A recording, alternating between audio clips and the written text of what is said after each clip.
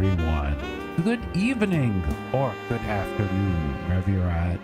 Najumu here, and once again, as with, the past 8 streams, past 7 streams, because this is the 8th one, we are back with TYRION CUTHBERT, attorney of the Arcane.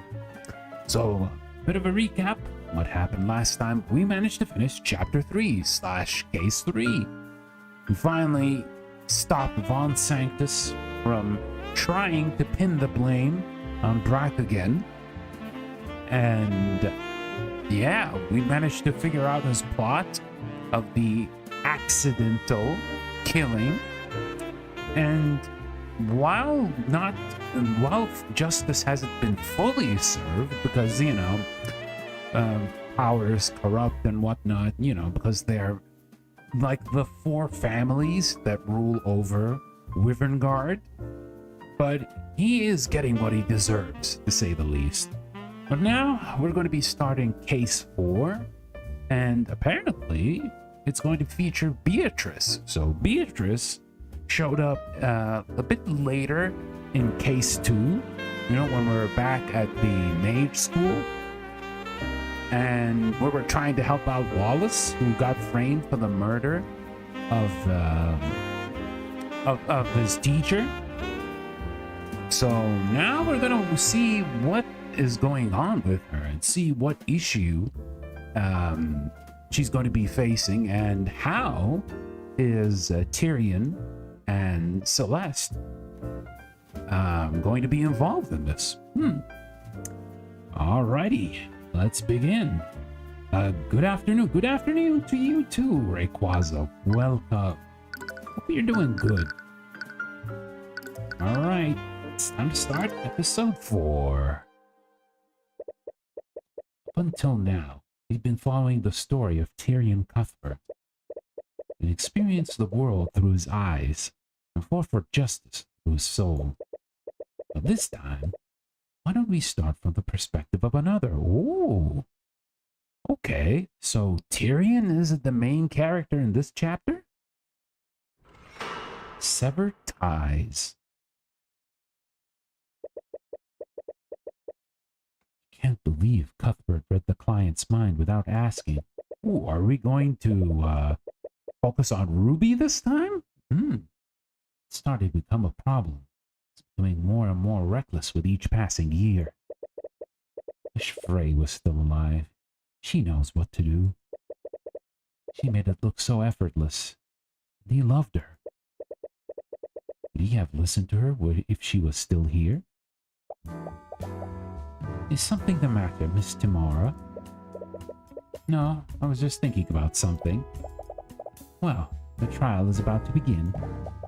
I don't doubt your abilities, but I'd still appreciate it if you remained focused. All of our futures are at stake, after all. Of course, Miss Freyga. Beatrice Freyga, freelancer. Beatrice takes in a deep breath before she claps her hands together. What's wrong? Nothing. It's just the ritual that I use to calm myself. Right. I'd almost forgotten about that. More importantly, what are you doing here? Uh-oh. Harris is back. Oh, no. Yeah, this is definitely not going to go well. If she's back, this is definitely not going to go well. My father sent me to guide Beatrice through the courthouse. It's a new environment for her. We were both worried about her condition. I still can't believe you were the boss's daughter this entire time. Yeah, well, from what we've seen from the teaser at the end of case 3, she definitely isn't his daughter. Or at least she's possessed by a supernatural being. Why didn't you say anything at the academy? Oh? Knowing my true identity would have caused friction with your son, wouldn't it? He's not my... Anyways, I suppose I understand why you stayed quiet. I still don't appreciate being kept in the dark about this. Oh, speak of the devil. You spot Cuthbert and McCoy walking into the courtroom with the other members of the gallery.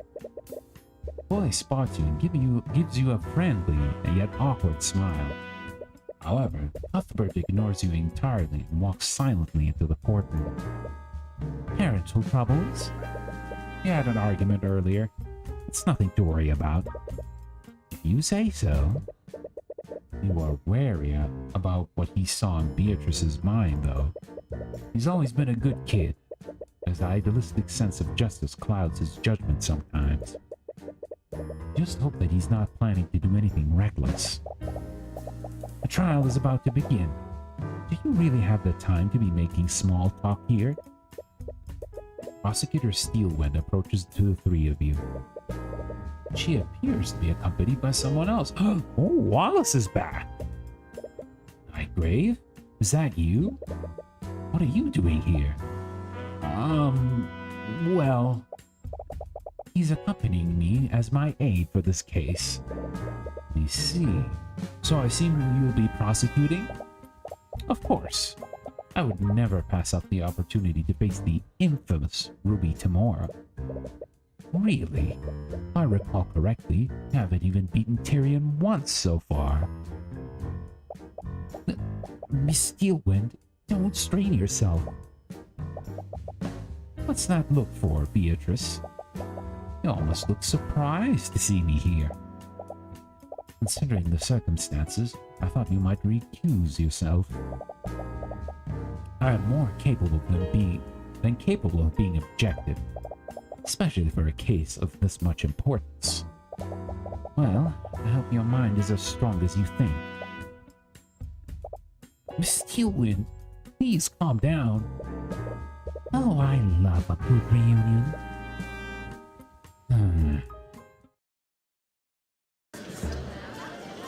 Oh, this looks a little different.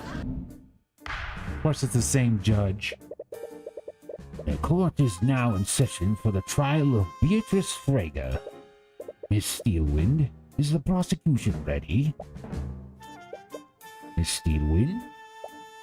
Oh, of course. The prosecution is ready, Your Honor. The defense is also ready, Your Honor.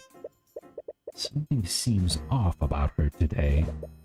Is her personal attachment to this case distracting her? Very well. Let's begin the proceedings. Prosecutor Steelwind, could you please list the charges? Your Honor, the defendant is charged with first-degree murder and grand theft. Ooh, that's a big one. As many of you know, Beatrice Frege is the formerly missing daughter of the now late William Frege. And the victim of the murder is William Frege himself. Ooh. No, this is kind of deja vu, isn't it? It's the same that happened with Celeste and her dad. So, her dad was murdered by someone else, but Celeste managed to get the blame. And now it's happening here again. Yes, I'm well aware of that. The people of Rivendard will certainly mourn the loss of House Frege's head. Please, the only people mourning him are the banking house's shareholders. Brutally honest, but also true. Because, you know, that's how some rich people operate. Not all of them, but some. But anyways, do you also say that the defendant is accused of grand theft? Yes, Your Honor. The crimes took place during the Lord's Ball, an event that was hosted in Frege Manor yesterday evening. The Haraldson Hall of History had a gallery display within the manor. They were showcasing several magical artifacts donated to the Wyverngard Historical Society. One of these items was the Sword of Spell Eating, a magical artifact that allows its wielder to nullify magical effects. The Sword of Spell Eating is an ancient artifact. When wielded by a creature, A creature and anything connected to them, physically or magically, are immune to all harmful magical effects. Legends say that it was forged through a blood contract between a mage and a demon. Ooh, very supernatural sword we got here. We, the prosecution, believe that the defendant stole this item. She then used it to nullify the magical lock on the victim's study. After breaking into the study, she attacked the victim and slashed his throat open using a letter opener. He died of blood loss shortly after. Autopsy report. William Frege has been added to your notes. Body shows several scratch marks on the face and the back. Traces of illusion magic were also found in the body. Illusion magic. Well, definitely might pop up later when it comes to the evidence. We'll have to wait and see. I see. But what possible motive did the defendant have to murder her own father? William Frege and his daughter were not close. Saying that they had a strained relationship would be an understatement. In fact, 5 years prior to the murder, Beatrice abandoned and fled her home. She went into hiding and did not contact any of her friends or family. Her whereabouts were unknown until she suddenly contacted her father a week ago. So, with this, I failed to realize that this is not the same character who showed up in Chapter 2. It's a completely different character, so it's kind of a fumble from my part. I almost thought they were the same character, but yeah, that's a big oopsie from me. Alright, let's continue. My client left the Frege household because of her toxic relationship with her father. She wanted to create a life of herself that was free from his influence and abuse. I won't disagree with your claims, but that just highlights how desperate the defendant must have been. She clearly had fallen on hard times and begrudgingly contacted her father for financial aid. I can't possibly understand why they would schedule this meeting during the Lord's Ball. But nevertheless, several witnesses did see her that night. And these same witnesses saw her storming out of her father's study in anger. Father must have refused her request for gold, so she decided to murder him to claim his inheritance. Luckily, we prepared for this in advance. Yes, they're playing right into our hands. William Frege's inheritance has been added to your notes. Beatrice Frege fled from her family 5 years ago, went to hiding. In retaliation, William Frege told Miriam Frege that he would remove Beatrice from his will. As a result, she wouldn't receive any inheritance after his death. As per your agreement, this testimony will be confirmed by Miriam Frege in court. Ah, so that reasoning doesn't work. Like, she actually killed him because she wants the money? Nah, that's not gonna work this time. What are you saying is all conjecture, Steelwind? You don't have any evidence or testimony that confirms what they spoke about. Yes, I'm well aware you and your client have refused to tell us what was discussed during that meeting. But as long as you both stay silent, my claims are plausible. Be honest, Steelwind. Do you seriously think my client committed these crimes in spite of her condition? Condition? Do you mean by that, Miss Timora? Why don't you tell him, Steelwind? Tell the court about my client's disability. Your Honor, Beatrice Frege is considered legally disabled. However, legally disabled? That's a convenient way of putting it, Steelwind. My client isn't just legally disabled. She's completely blind. Oh, yeah, so that's impossible for her to kill someone without actually seeing anything. Completely blind? Is this true? We have several medical documents and testimony from her several chirurgeons attesting to that fact. My client is unable to see anything. Beatrice's blindness has been added to your notes. What is the meaning of this, Mr. Wind? You expect me to believe that a blind woman performed any of the acts you are accusing her of? I'm glad you also see how ridiculous these claims are, Your Honor. If the court would just let me elaborate. Steelwind, the prosecution's first charge is grand theft. My client would have needed to break into a magically secured display case.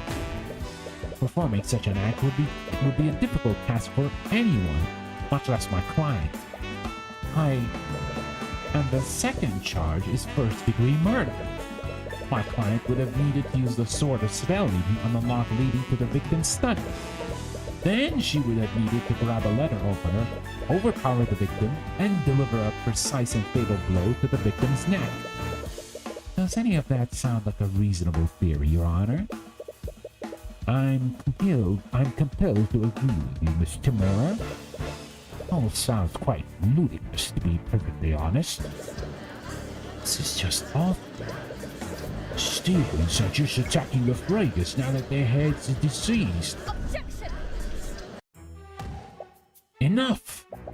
Your Honor, the court has not seen the evidence that supports this case, nor have you listened to the Inquisition's testimony regarding their investigation. Until you have done so, you are in no position to pass judgment. Very well, Miss Steelwind.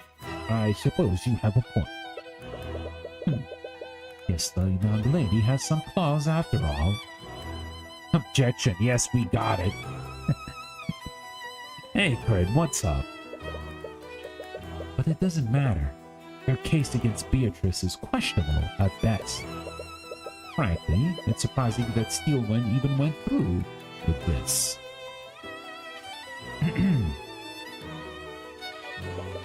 It's only a matter of time before the judge sees things your way. To begin, the prosecution would like to call Commander Orm White to the stand. Commander White, please testify to the court about the Inquisition's findings. Right. Witness testimony.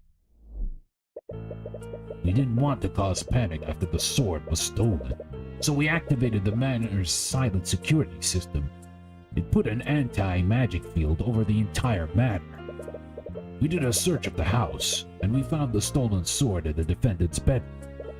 It didn't look like she was going to run, and Crown Prince Aster told us to stand down, so we just kept a close eye on her. William Fraga was in a bad mood that night, so he'd already locked himself inside his study. But an hour later, we entered the study and found him lying dead in a pool of blood. The lock was still engaged, and no one teleported in.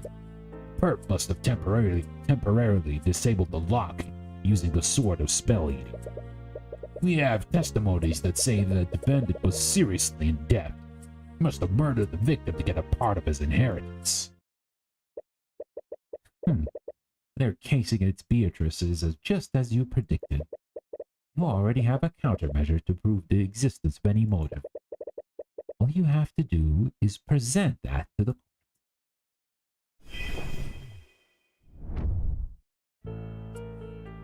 Okay, I'm gonna press for a little bit. Wait, doesn't the sword make the wielder immune to magical effects? An anti-magic field would have only disempowered everyone except the thief. Yeah, well, we didn't know what the sword could do until after the investigation. Up until then, we thought it was just a dusty old artifact. That seems pretty negligent. Are you sure you are qualified for your position, Orm? The situation was unprecedented for everyone involved. One could hardly expect an ancient artifact to have magical capabilities. Anyways, what did you do after the theft, Commander? That seems like a strange conclusion to jump to. My client hadn't stepped foot into the Fraga Manor in years.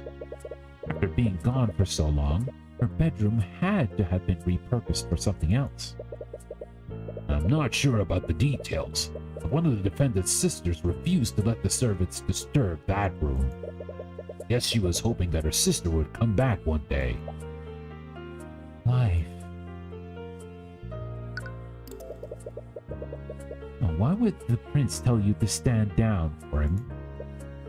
Well, Crown Prince Aster knew the defendant well. He was confident that she wasn't going to flee the scene. Are you sure he just knew her well? If I recall correctly, the prince is still very adamant about her innocence. The Crown Prince is vouching for the defendant? Is this true, Miss Steelwind? It is. However, I believe that the evidence found throughout the investigation proves the contrary. Are you sure your judgment isn't simply being clouded by your jealousy? Your fiancé was previously engaged to my client, after all. Ooh. Damn, Ruby ain't holding back. You're enjoying this a bit too much. Did anyone see him enter the study? A few people. One of them was Freyga, the victim's second daughter.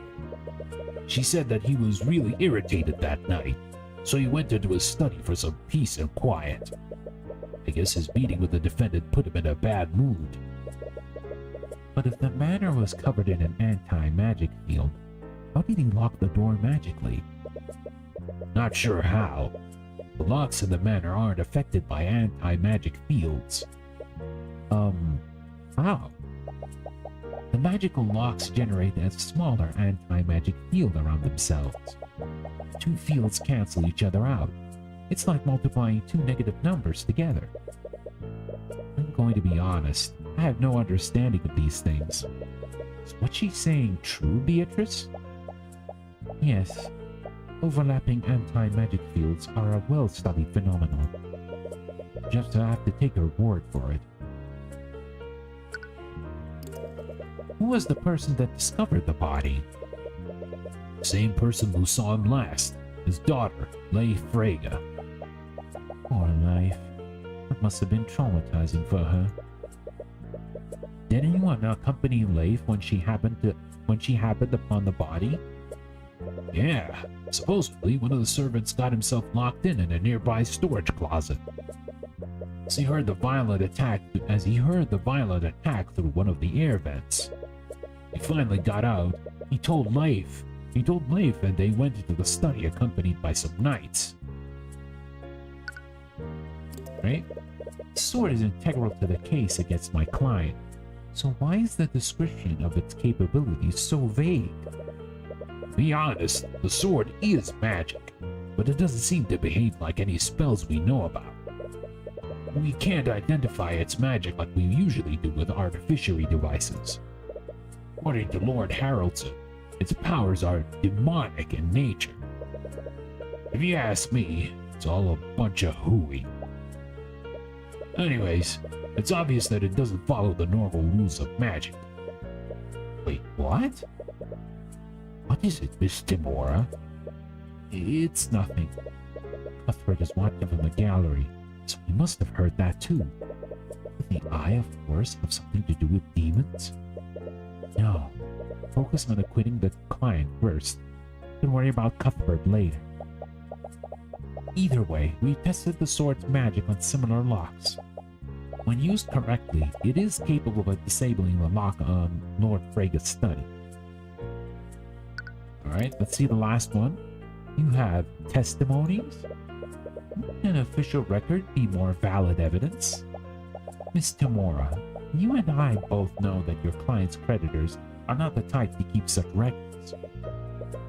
So you're admitting you're relying on hearsay. One could conclude that, but it doesn't matter if we can prove that this debt exists. The Freyga estate is unimaginably vast. Debt or no debt, the amount of wealth would be a tempting boon to any individual. She has a point. House Freyga owns all the banking house in Wyverngard. People can only dream of having that much power and wealth. prosecution's case against Beatrice is already really weak. I'm not even sure why they bothered to bring this to trial in the first place. You already have testimonies from someone else that directly contradicts the commander's testimony. To present that to the court, this case is as good as yours. Alright, so I think it's time to present this. Ooh, she has a cool voice. Your Honor, the prosecution's case against my client is riddled with holes. The prosecution's proposed motive is the largest among them. Do you mean, Miss Timora? Of all the elements in this case, the motive is the most believable. Your client would have had much to gain through her father's inheritance. That may be, but that's assuming my client had anything to inherit at all. What? Your Honor, my client fled from her psychologically abusive father 5 years ago. How do you think he would have reacted to that? Lord Frege was a petty and vindictive man. Do you honestly think that he'd leave his inheritance to someone who disobeyed him so egregiously? No. He'd do everything in his power to make sure she didn't see a shred of his wealth. Yes, we're already well aware of this. When she slams her cane down, you notice the prosecutor wince a little. She quickly hides it and regains her composure. On the night of the murder, the victim made her decision to disinherit the defendant. However, his murder deprived him of the opportunity to submit his will to his attorney. This only further proves the defendant's motive. Just a moment. Alright. She would have needed to act quickly, lest her father submit the changed will. I'm afraid you're mistaken, Steelwind. William Frege didn't disinherit my client that night. He disinherited my client 5 years ago. I have witness testimonies from Miriam Frege, William's youngest daughter. Her own admission, her father disinherited my client shortly after she fled the household. What? She never brought that up during questioning. Perhaps she's not as amicable to you as you thought. If you don't believe me, why don't we call her to the stand and ask her ourselves? What are you planning, Miss Timora? I have no idea what you're talking about. Well, it's clear we won't get anywhere until we hear from Miriam directly. Bailiff, please escort Miriam Frege to the stand. Miriam, is the defense correct? Did your father disinherit Beatrice 5 years ago? Oh! So we're oh, that's the character who showed up in Chapter 2. Yeah, I mixed up between both sisters, so I was half right. So yes, Miriam is indeed back from Chapter 2 in this case. But she isn't the one who we're focusing on. Yes. And you didn't think it was necessary to share this information with me? Well, you never asked. If I recall correctly, you were also tight-lipped during questioning this morning. Are you staying quiet for your sister's sake? The witness just lost her father. You can hardly expect her to recall every detail that's relevant to the case. Which raises a more concerning question. How did you extract this information? Who knows? Maybe I have a way with people. Regardless, I suppose you have a point. I'll give the witness the benefit of the doubt. For now. In any case, Miriam, please testify to the court about how you found out about Beatrice's disinheritance. Yes, of course.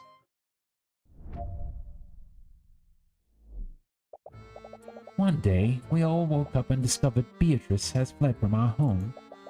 She left a note for us, and in it she renounced her name and denounced my father. My father later called me and my sister into his study.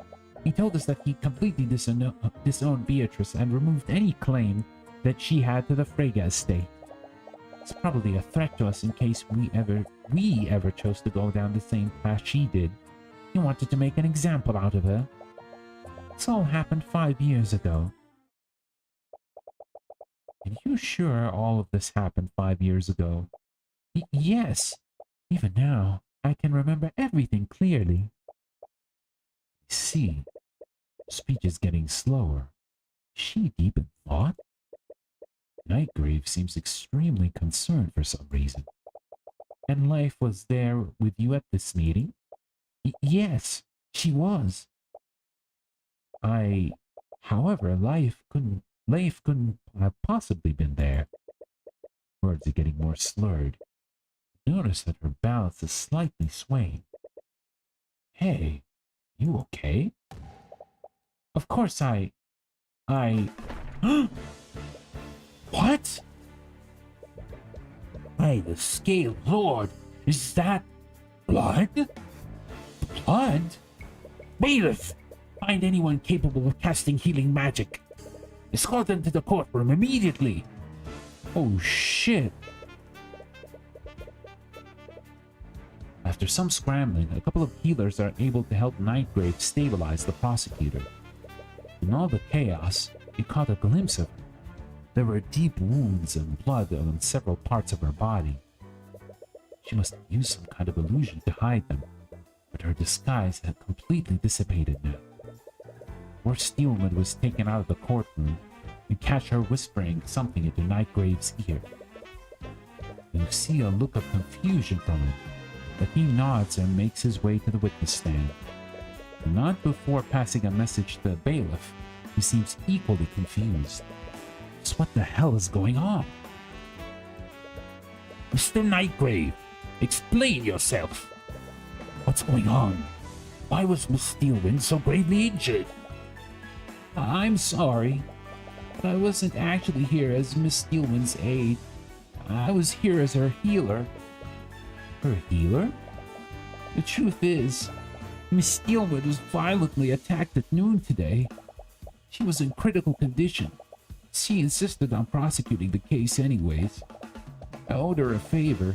She asked me to channel my necromancy to keep her wounds closed during the trial.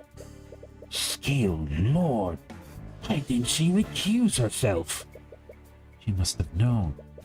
If anyone else tried to prosecute Beatrice, he would have handily won the trial. Nevertheless, she showed up to prosecute because no one else would.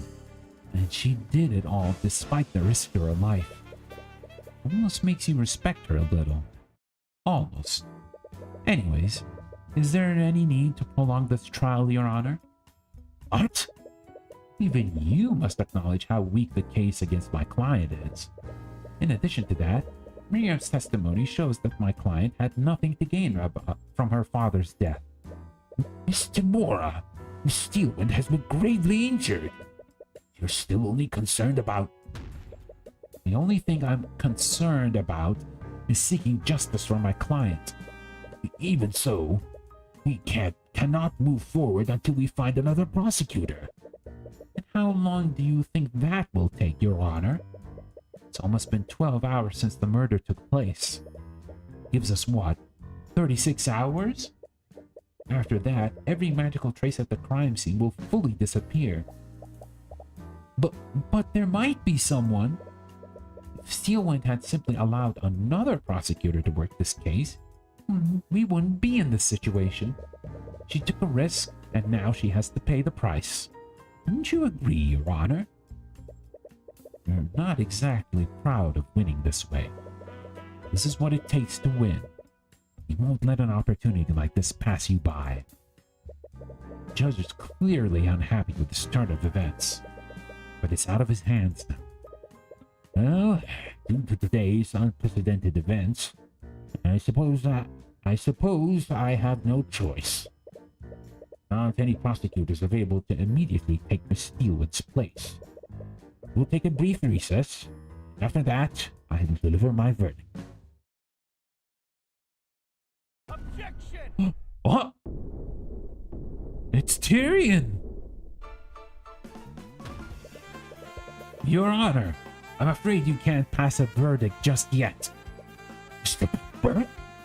Cuthbert? What the hell are you doing? I don't know. But what I do know, there was a massive contradiction in Miriam Frega's testimony. Looks like things aren't going to be as simple as you expected. Oh yeah, so it's time. Student versus master. Now that is an interesting way to have this case.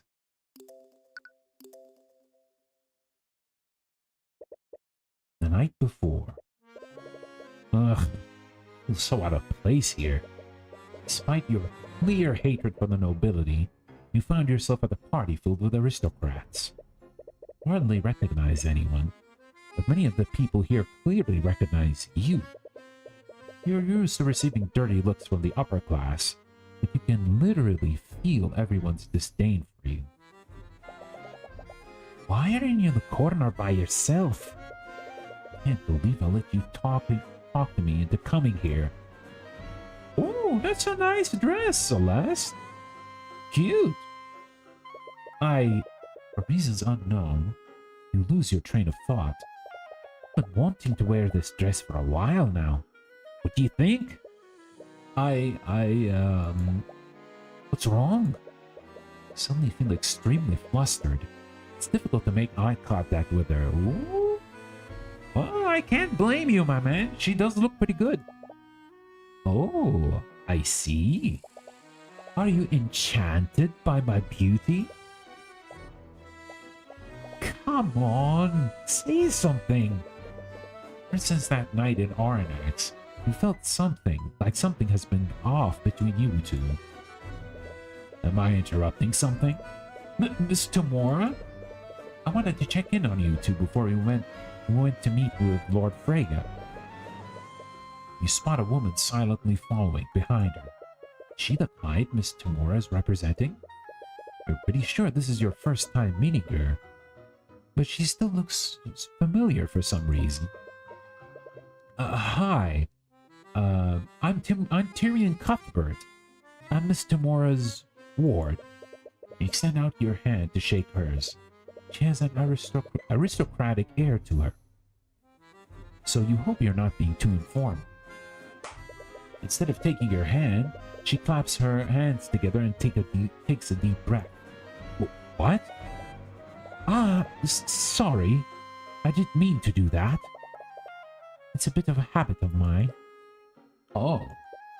Nevertheless, she finally shakes your hand. I heard much about you, Mr. Cuthbert. My name is Beatrice. You're not sure about the details. Your mentor appears to be brokering a deal between Beatrice and William Frega. William Frega is the Lord of House Frega, so you're a little curious about what kind of deal he'd be involved in. But you've learned not to pry into your mentor's business. Anyways, we'll probably be gone for a while. I trust you two not to cause trouble. We're in a manor filled with the highest members of nobility. Might meet some familiar yet unfriendly faces. We'll keep a low profile, Miss Tamora. Please do. So, why were you so insistent on accompanying Miss Tamora to the Lord's ball? That's... You know you can tell me anything, right? I guess everything that happened in Aranax made me think about things. Don't really know anything about my past or where I came from. Didn't want to think about it because of my dad and mom, but you wanted to find out who your biological parents are. Dude, don't know now. Being here is starting to make me feel weird. I still have my mom, and looking for my birth parents feels wrong somehow. I don't think that's true. Really? Miss Tamora adopted me when I was a child. She gave me a purpose in life. I still keep my childhood memories of my mother close to me. Miss Tamora and my mother are both important to me. I don't think it's disrespectful to find out more about yourself. I'm sure your mother will understand. You think so? Of course. I'm also sure of another thing. If I'm with you, I doubt any of the nobles here will want to speak with you. Yeah, I didn't want to be rude, but don't worry.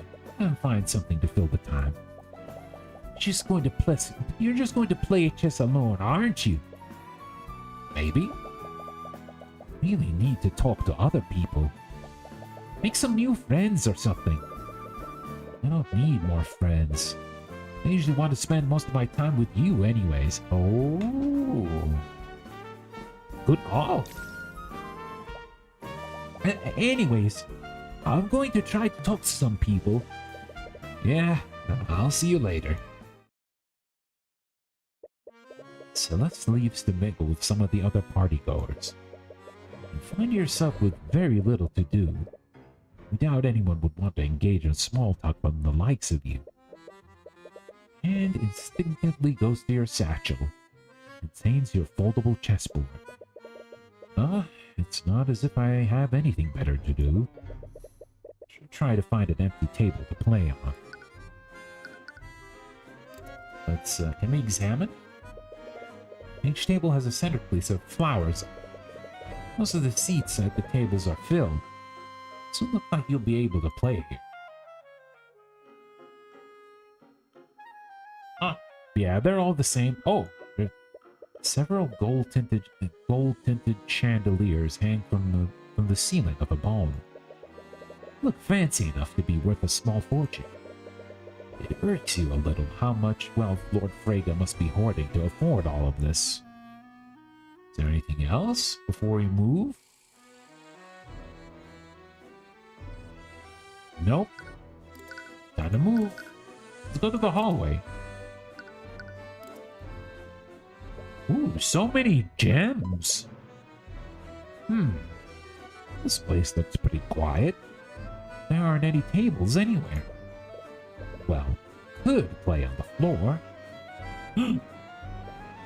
What the?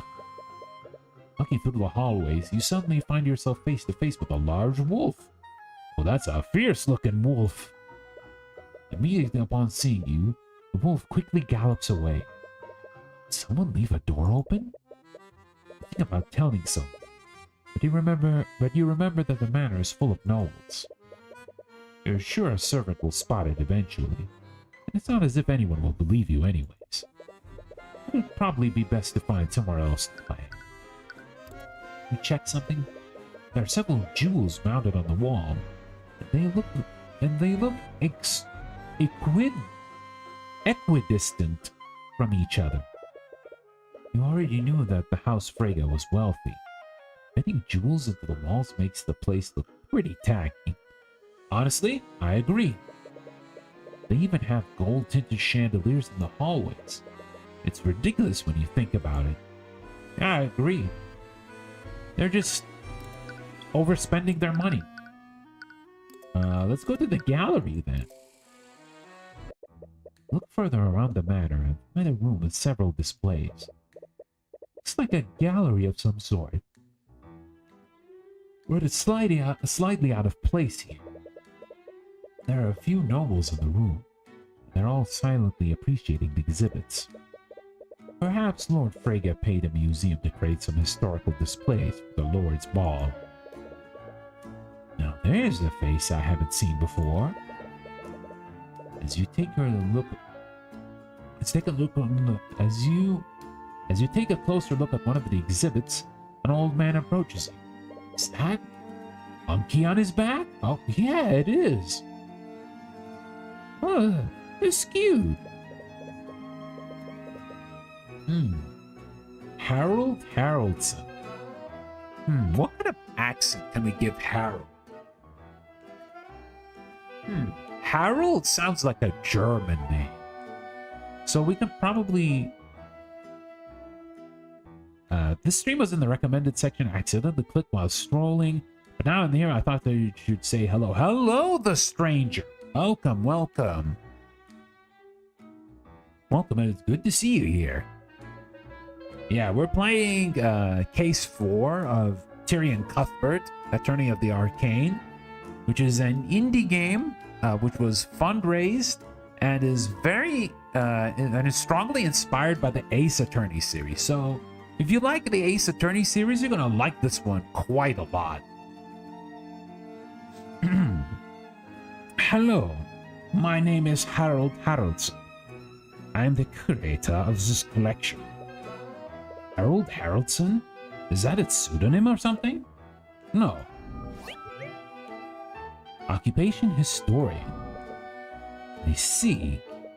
Wait, he's a museum curator? Must be extremely knowledgeable about Wyvernguard's history. You wonder, would you happen to know anything about the ancient dragons? Ah, like the scaled lord, Rathelion. There are many pieces in this gallery, and some of them were items that were wielded by the 7 heroes of Wyvernguard. Legend says that some of the items were directly enchanted by Rathelion himself. Enchanted by Rathelion?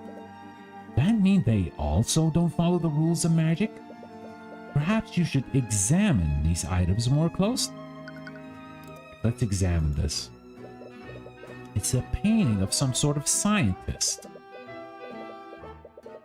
I haven't heard about this one. I'm currently playing Elden Ring DLC and I'm stuck. But if I'm correct, he's the late boss. He's the last boss. Oh, okay, well, good luck. I heard the DLC is super challenging compared to the main game, so all the best in trying to conquer that last boss. I watched a friend actually try to conquer that boss, and they stayed for like, God, how many hours have they streamed? Nearly 26 to 27 hours? With, of course, a few breaks, but damn, it took quite a while. But I wish you the best of luck. That man is Luke Kupfer. He was an alchemist and inventor from one of the branch families. Thanks, bro. I'm getting my ass handed to me.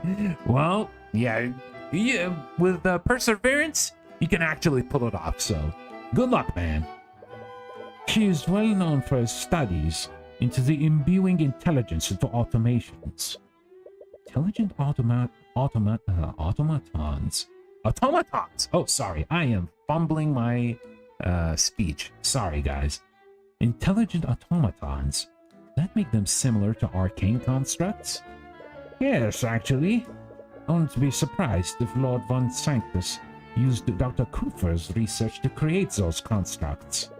So in essence, Von Sanctus is taking credit for someone else's work.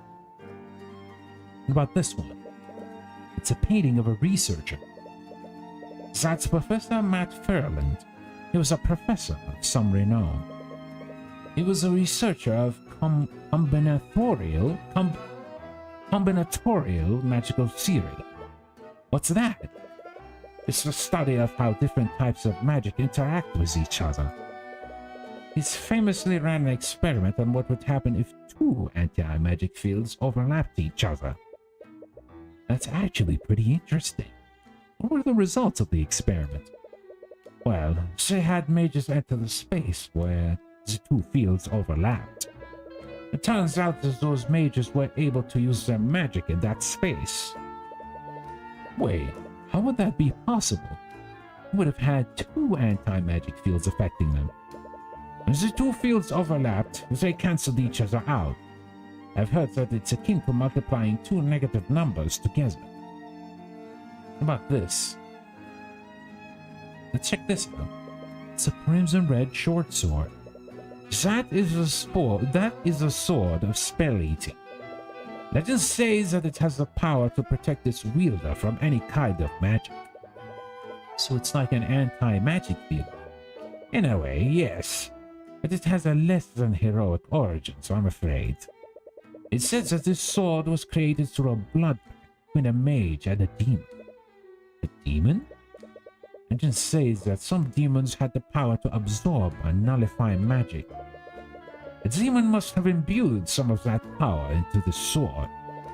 Or at least, that's what the legends say. Sword of Spell Eating has been added to your notes. Is it safe to put something like this on display? What if the legends are true? Don't worry. These displays are fortified with several abjuration spells. I bet even Lord Steelwood would have no trouble getting into this. Haraldson Security has been added to your notes. These artifacts on display at the Lord's Ball were protected by layers of abjuration spells.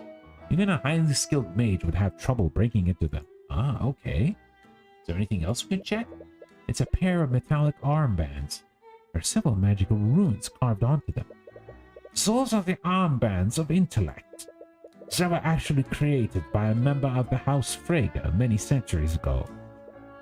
Centuries? That would make these armbands one of the first creations of our artificery. That is correct. Legend says that whoever wore those armbands will be granted unparalleled levels of intellect. Many believe that House Frege created these to aid them in their study of magic. Alright, what about this? It's a pair of golden earrings. There are small jewels embedded into each of them. Those are the earrings of vitality. It said that the Scaled Lord imbued a portion of his immortality into these. Legend says that whoever wore them would have their lifespan increased tenfold. The Scaled Lord could do such things like that? Of course! He is the Scaled Lord after all. Okay. Are there any spells that can create a similar effect to these earrings? Not that I know of. A spell like that would probably fall under the school of necromancy. I'm sure you know how much the kingdom scrutinizes that type of magic. Anything else we can check? No, we can actually talk a little bit to Harold. So, what's a historian doing at the Lord's Ball, Mr. Haraldson? Harold. Right. Harold. Anyways, Lord Frege invites my museum to set up some displays here every year. You must think it as a semblance of culture, the fool. You own a museum? Yes, it's the Haraldson Hall of History, located in the city of Homhirth. That's a mouthful. Unfortunately, I don't think his guests appreciate the historical significance of these items. Honestly, I think you're the only person in years who has taken a meaningful interest in them. Small monkey. Sorry, but I really have to ask. Is that a monkey riding on your back? Yes, this is my familiar, Eugene. Your familiar? A familiar is a creature that a mage has formed a magical bond with. With that bond, our souls are forever connected. I can communicate with him telepathically.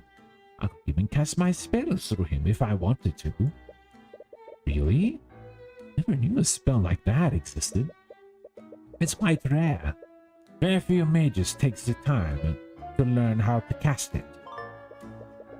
Familial bond. Ooh. Eugene helps me with my day-to-day. These old bones aren't as spry as they used to be, after all. Ancient dragons. Harold. Harold. As a historian, you have a lot of knowledge about the ancient dragons? The answer to that question is somewhat complicated. What do you mean? Unfortunately, a lot of historical texts in my collections have been altered or even outright destroyed by the Church of Bahamut. Because of that, it's quite difficult to separate myths from actual historical accounts. Right. I remember encountering a similar problem at the Imperial Academy. Ah, you must be quite dedicated to your studies. Say, let this simpleton into the Imperial Academy? Rude. I suppose that can't be helped. I had to fight the church for a long time before I could even display dragon bones in my museum.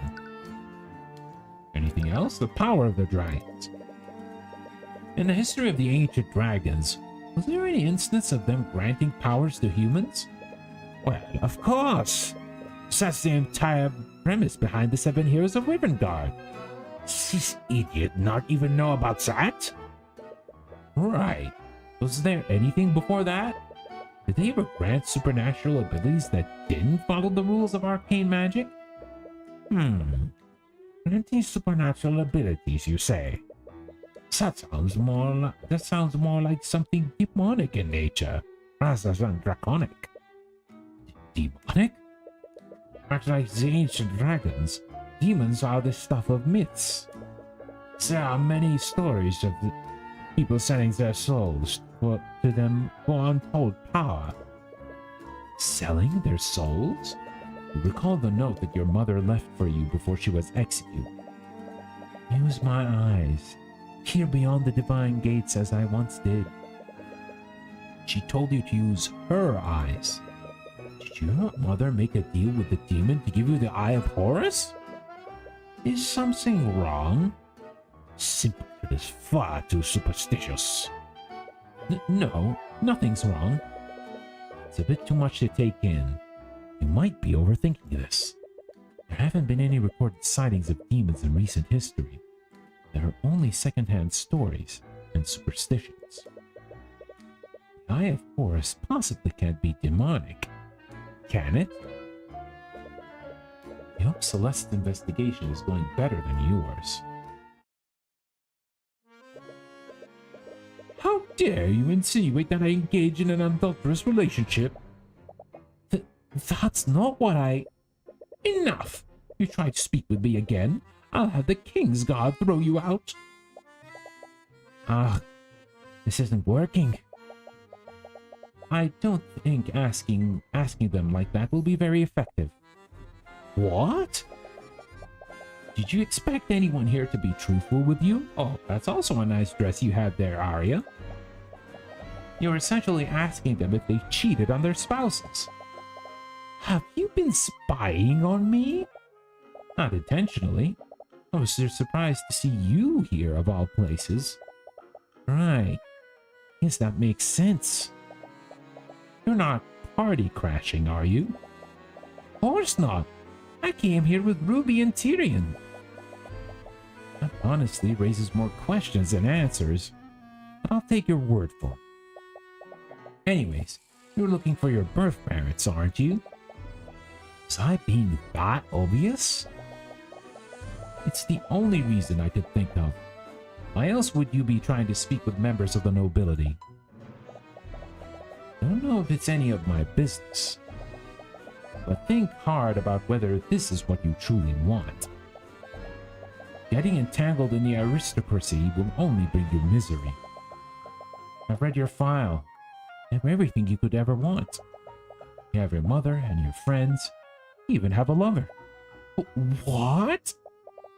You're in a relationship with Mr. Cuthbert, are you not? No. Tyrion's not my... Really? From the way you two behave around one another, I just assumed. It's pretty obvious you have feelings for him. What? How obvious? Did he seriously not notice? I think someone with his deductive reasoning skills would easily see through you. Oh, yeah? What about you and Aster? I have no idea what you're talking about. Come on, I was there at Von Sanctus's manor. It's so obvious that you like him. Please, I'm grossly exaggerating things. Oh no, she's putting on a face right now. She was blushing when she saw Aster. She was blushing as hell. He may be my fiance, but I only have the utmost respect for him. And what if I told you he was standing right behind you? Do you honestly think I'd fall for something like that? What are you waiting for? Your Highness? Oh, hello, Lady Steelwind. Your Highness, please don't run ahead like that.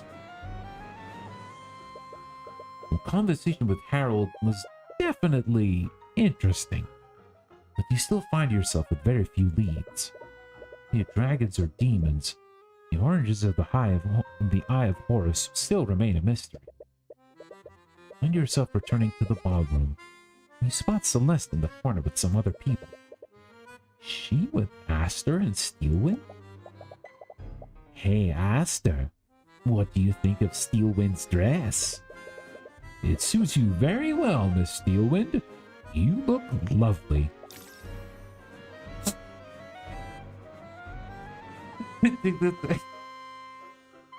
There goes there goes her mind exploding. Gross. As you approach the group, you're stopped by a knight from the King's Guard. He stares you down. What? Reperio Arcanum. That was the incantation for detect magic. The knight stares you up and down. Celeste hasn't cast any spells on you lately, so we shouldn't be able to see any traces of magic. Oh, Mr. Cuthbert. What was that all about? My apologies. They're making sure you weren't disguising yourself with an illusion. The King's Guard are charged with keeping us safe. They must take every precaution to protect us. Oh? Who might you be? Do not speak so familiarly with me, peasant. Alaric, don't speak to him like that.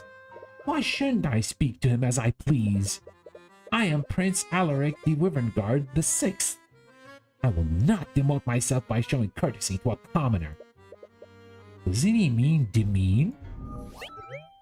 Yeah, you might need a little work with how you talk to people, kid. I'm terribly sorry about him, Mr. Cuthbert. It's fine. Anyways, weren't you supposed to be investigating your birth parents? Leave the poor woman alone. She started it. Right. I'm actually quite surprised to see you both here.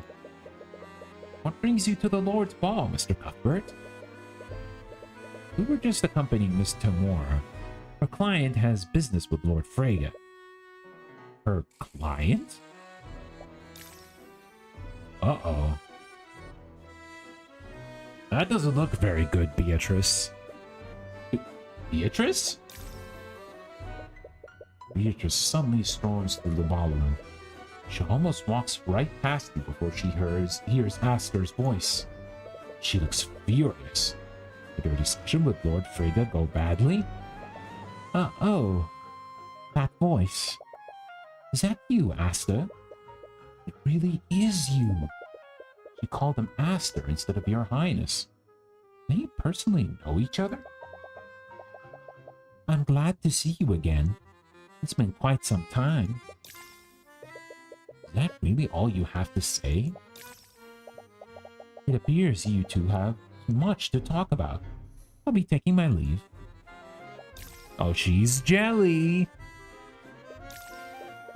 There's a bit of tension in the air. Celeste, we should probably get going too. Well, I'm back because the power went out. It's raining. Oh. Well, sorry to hear that. Well, sorry to hear that the power's out. Well, hopefully it will come back soon, but hope the rain isn't too heavy. Wow. That was awkward. Yeah. Wonder how those two know each other. She's working with Miss Tamora, but she somehow knows Lord Freyga and the Crown Prince. Just who is she? Well, I suppose it's none of your business. Anyways, how did your investigation go? I thought nothing.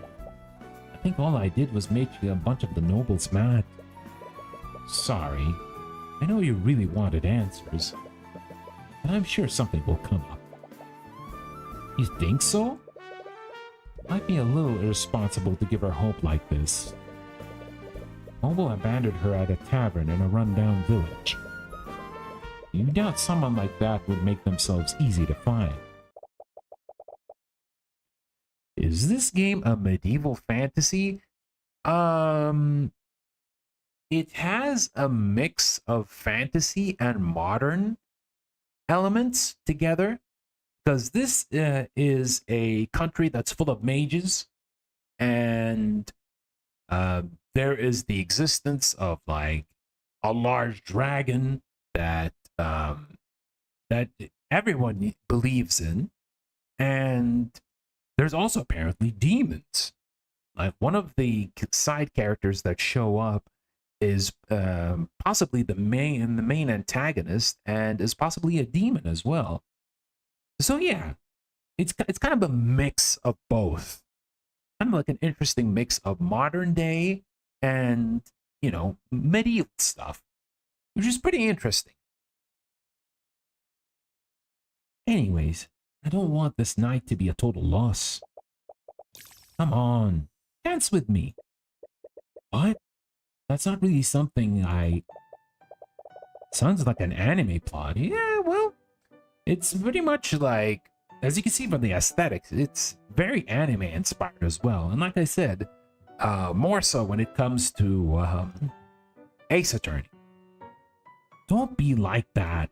How often do we get to go to a party like this? I have a chance to object. She grabs your hand and starts dragging you to the middle of the room. You receive a few dirty looks from the aristocrats nearby. Celeste, people are staring at us. Who cares what they think? They're nobles. They're going to hate us no matter what we do. He takes hold of your other hand and begins to pull you into a waltz. Oh, it's a special CG. Oh, that looks pretty nice. I don't even know how to dance. Never done this before. It's easy. Just stop being so awkward about it.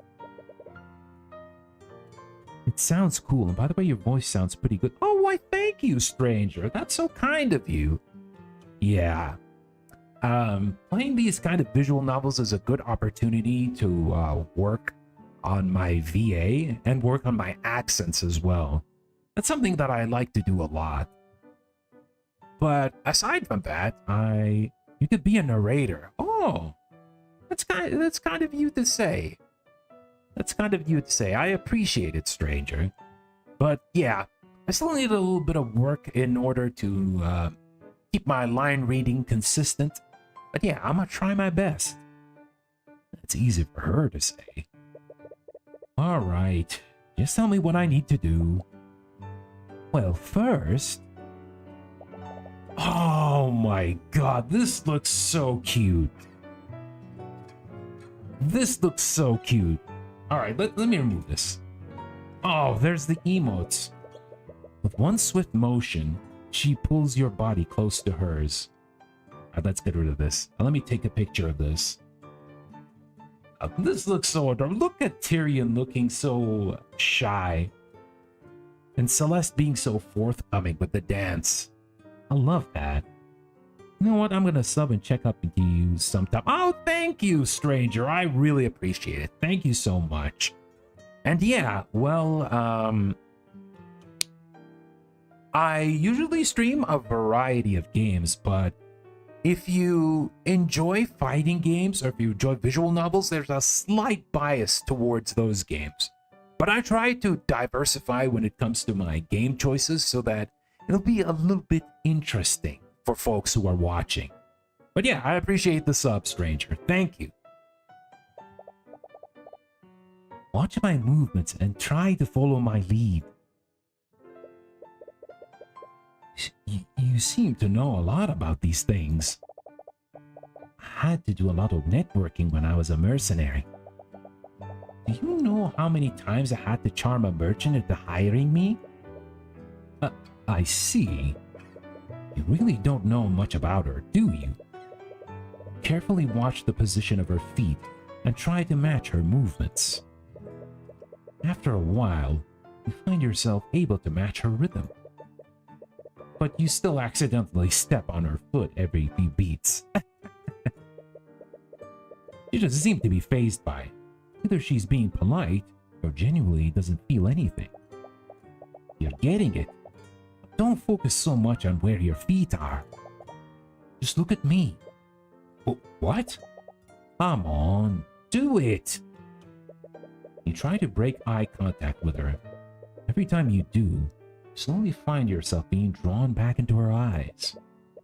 You feel so embarrassed that you're becoming lightheaded. You find yourself perspiring more than usual.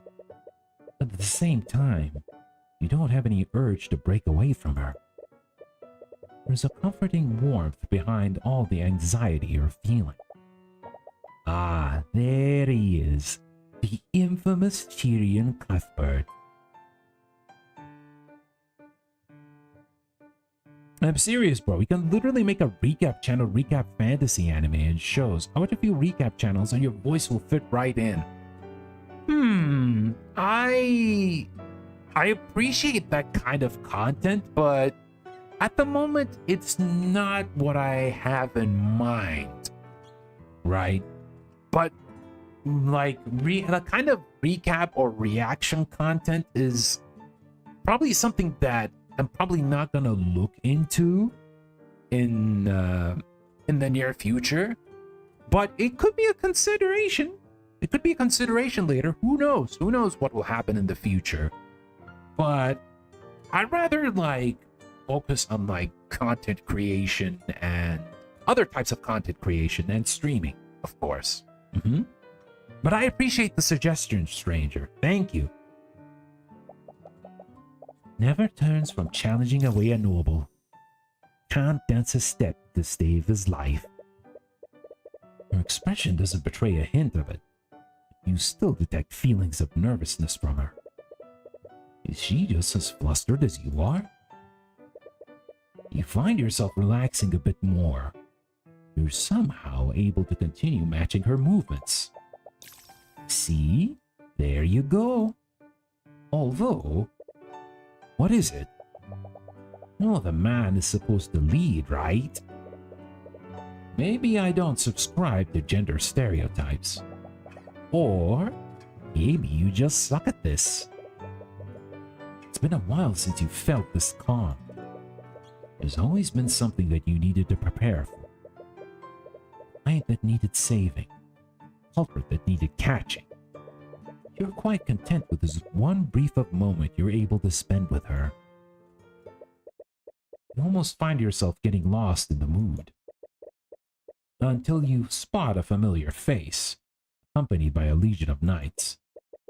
No, don't tell me. Knights storm their way toward where Beatrice and Aster are. Several of the attendees take notice. They all stop what they're doing to see what's going on. Beatrice Freyga, by the authority of the Wyvern Guard Crown, you're under arrest. Oh, I wasn't suggesting that. I was just saying your voice's bit is like those fantasy anime world recaps in the end, but pay me no mind. I just said what I thought. No. That's perfectly fine. I appreciate all kinds of suggestions, right? Yeah, it's all pretty cool, right? Because, you know, the grind for content may require you to think about multiple kinds of things that you want to work on, like experiment with things like, for example, I've recently tried to experiment streaming on Twitch as well. Even though like YouTube is my primary platform, I want to see how the website works and how well am I going to like match with Twitch's streaming environment. So yeah, experimentation is always good. Maybe it might work, maybe it might not work, but I appreciate suggestions all the same. So don't worry about it, stranger. Did he just say Beatrice Freyga? Damn it, it's just getting good. We should go see what's happening, shouldn't we?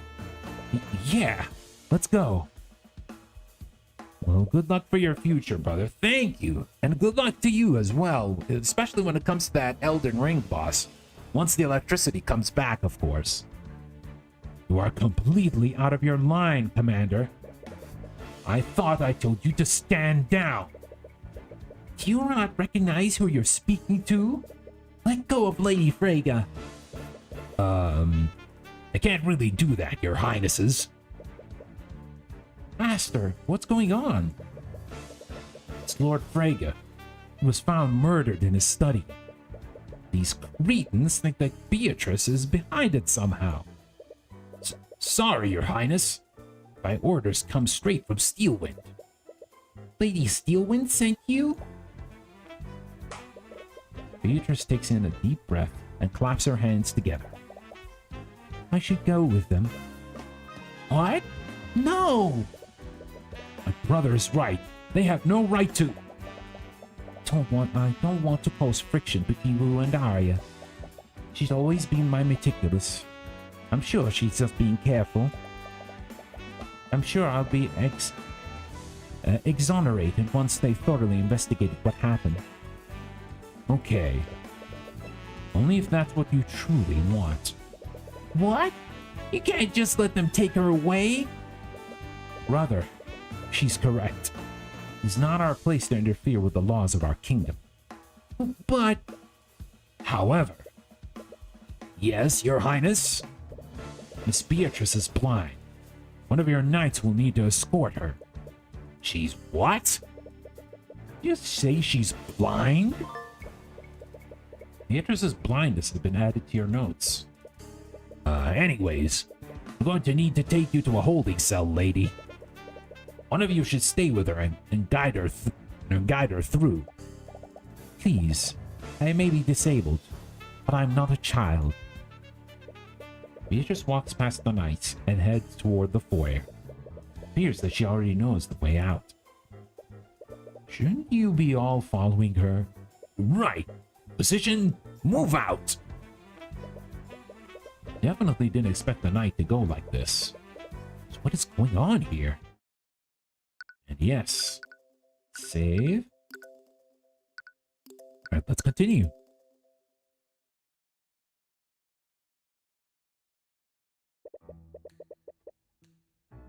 Why does this character give me the vibes of I will let them do anything to me because I don't want to disturb my loved ones. Which one? Which character? Beatrice, or is it or was it Orym, the old guy, or was it Aster, the prince? It could be anybody. Or was it Tyrion himself? Can't believe they kept us here until noon. Oh, the one who got arrested. Beatrice. Yeah, well, she does seem like she's very strong-willed despite her disability. Yeah, she is the type of character who seems like she doesn't want to cause anyone an inconvenience, but also cares about herself in a good way, not in a selfish way. Because apparently from what we've seen from the trial, that her late father, was an abusive person. And she had to get away because she doesn't want to be psychologically abused by her dad. And that's why she was framed to begin with. But now we're just going like back in time before the events of the before the trial, so we can see how the events happen. Wait, she has a disability? Yes. She is blind. She cannot see. She is blind. So it's weird that she gets framed for a murder. The Lord's Ball was already running well into the night, even before the murder occurred. You'd like nothing more than to catch up on your lost sleep. You made a promise to Aster. This doesn't make any sense. Can you tell me the story real quick? I'm invested. All right, so quick recap. So the core cast of this game is Tyrion, who's the main character, the one with the brown hair and the suit. He is a lawyer. And then we have Celeste, who is who's a mercenary who knows magic, and Tyrion managed to save her in the first case, and now she became a tag-along with Tyrion, just like Maya was with with Phoenix in the Phoenix Wright series.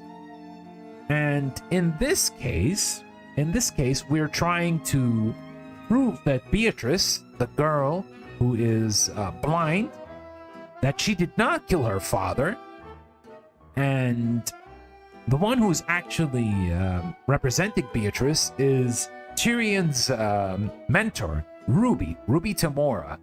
She is this black-haired woman who's wearing a very fancy black dress. She is the one defending Beatrice. And now we are going back to before the trial happened so that we can understand the story from Tyrion's perspective. Yeah, hopefully my explanation made a bit of sense. This doesn't make any sense. Beatrice was with me and my brother the entire night. Right. You were there when she met him and Steelwind.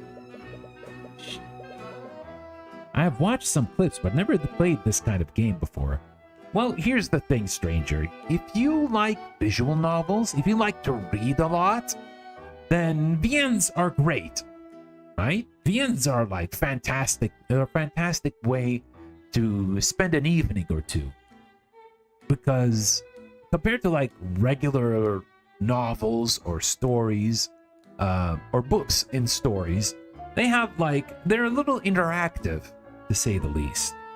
It allows you to do more stuff like pressing witnesses or trying to use evidence. The moment you hope it makes sense and the character says it doesn't. Yeah, that's some pretty good timing. It's perfect timing, to say the least. But yeah, that's how most visual novels are. Interactive visual novels. She couldn't have stolen the sword of spell eating and have murdered her father. You don't understand. All the people that could have done this would Steelwind suspect a blind woman. Mr. Cuthbert, could you please defend Beatrice against these awful charges? I don't think I even need to. What? Beatrice is Ruby's client. I'm sure she'll be the one defending her. What platform are you playing on? This is on Steam. This is on PC. This is available on PC. Beatrice is Ruby's client. I'm sure that she'll be the one defending her. I don't think there is a Switch version or a PS4/PS5 version or even an Xbox version of this. Because yeah, this is pretty much an indie game. And I believe it was crowdfunded as well. Well, that certainly puts my mind at ease. What's wrong? I don't know if I'm asking too much. But could you still investigate the crime scene for me, Mr. Cuthbert? What? Well, you just said that Miss Tamora will... I know. I don't doubt her abilities. But Beatrice is a dear friend of mine. I'd like every chance for her to be found innocent. He said she was a dear friend. We must know each other since she's afraid. But why would Miss Tamora, of all people, represent a member of the noble house? I'm planning on building a gaming PC soon. I'm playing on my PS5-4 right now. Ooh, nice, nice. It's been a while since I bought a console. The last console that I bought was a Switch. And I mentioned the Switch, I should eventually try to get a capture card so I can play some Switch games on stream. And if I do, the first game would probably be Super Mario Wonder. I've been meaning to play that one for a long while. There are still a lot of things you don't know about her. Of course, I'll also compensate you for her services. Consider yourself blessed. A commoner like you could only dream of a job like this. Alaric? Tiny Prince has a point, though. Payment from the Crown Prince does sound tempting. Can't believe this. Celeste returns to the ballroom. She changed back into her normal clothes. What's wrong? People in the courtroom said they couldn't find my sword. They told me that someone must have stolen it. What? Oh no, they stole Celeste's sword. Would someone want to steal Celeste's sword? Aside from your group, everyone else is at the ball was an aristocrat. Excuse me. I do recall her saying that it was forged in the Eastern Kingdoms. Someone might have stolen it because of its rarity. I'll probably keep an eye out for it while we investigate the manor. Oh, by the way, I gotta give you credit here. It's easy to watch the gameplay stream because you're reading the lines and I don't have to. Yeah. And that's also one way how VNs would be fun to watch compared to like playing. Because yeah, we actually get to read it in front of everyone. Because when you're doing it alone, you can probably like take a bit of time and effort in order to focus on the text. But from listening to it, it sounds like as if you're listening to a podcast or a radio show. Could probably keep an eye out while we investigate the manor. This might be all some kind of mistake. I hope so. But anyways, where should we start first? We should head to the crime scene. I remember hearing they found Lord Frega's body in his study. Let's go over there. I would stumble hard if I had to read non-stop. Yeah, you have to take a little bit of break. Have a little drink of water or whatever beverage you have. And yeah, you can't read it all in one go. Alright, let's go to William Frega's study. Arrive at the crime scene and see the usual swarm of Inquisition Knights. However, you also spot some members of the Kingsguard. Must be working together since the victim is one of the Pillar families. So sorry for disturbing it. No. Don't worry, my good man. It's always nice to have people interact in the chat. And yeah, it doesn't have to be like just reading the entire time, right? If someone has to say something, of course I'm going to read it and talk about it. If it's just me reading the entire story, then I may as well record it as a Let's Play, right? I'm actually streaming this live, so I'm interacting live with you folks, right? They must be working together since the victim is one of the Pillar families. Wasn't expecting to see you here, Mr. Cuthbert. I thought Ruby Tamora was defending this case. Prosecutor Steele approaches you as you enter the study. She's followed by an unexpected yet familiar face. Wallace? What are you doing here? He's here as my aide for the investigation. Don't doubt Wallace's abilities. Can't think of any reason why Steelwind would need his help. But you suppose it's none of your business. Anyways, we're here on behalf of the Crown Prince Aster. He hired us to investigate this case independently.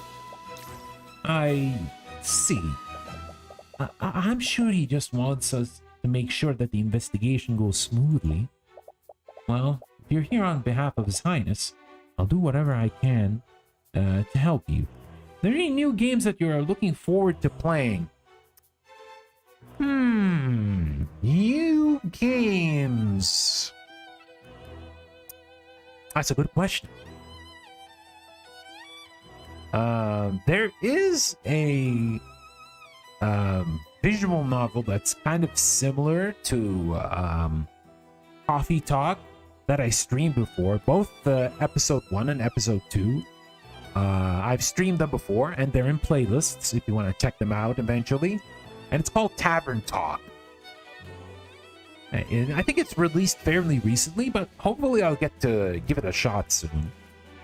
Otherwise, I don't know if this would be regarded as a new game, but a few days ago, there was been an announcement of a Marvel vs. Capcom fighting collection. And that has like a number of the classic CPS2 and Naomi games. Like it's from X-Men Children of the Atom to Marvel vs. Capcom 2. And they included the Punisher as an extra, which is a beat 'em up featuring the character of the same name. So I'm pretty super excited for that. Otherwise, yeah. Yeah, I'm just gonna continue playing the games that I'm usually playing, like Street Fighter 6. M. Bison is coming this Wednesday. Definitely interested in trying him out. And yeah, pretty much that. I'm looking for a game that I play for comfort, like Ghosts of Tsushima. Ah, interesting. I think, let me look for that game up. What was it called again? A comfort game that is, let me see. Capcom Games 2024. Let me look for that. I think it's kind of like Oriental themed, Japanese Oriental themed, but can also be has a bit of action in it. You might want to check Kunitsugami Path of the Goddess. I don't know if you're familiar with it, but Capcom revealed it, I think, late last year, and there's been recent footage of it in from the Summer Game Fest, and it looks pretty different than your usual game. I think you might like that one. So give it a whirl. A game that I can play to relax and not struggle. Maybe you can check that, right? I love medieval fantasy. Yeah, check out Kunitsugami. I think it's coming out this year, and I think it has a very interesting theme going for it. And it's not like, potentially it might not be as hard as a Souls-like. It doesn't look like a Souls-like either. It looks like an action hack and slash game from what I watched a little bit of it. But yeah, check it out.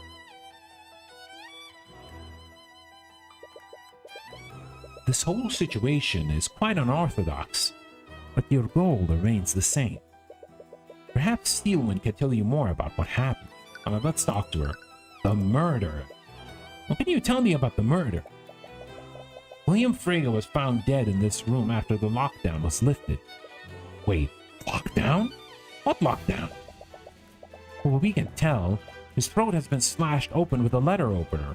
Yep. The cause of death was blood loss.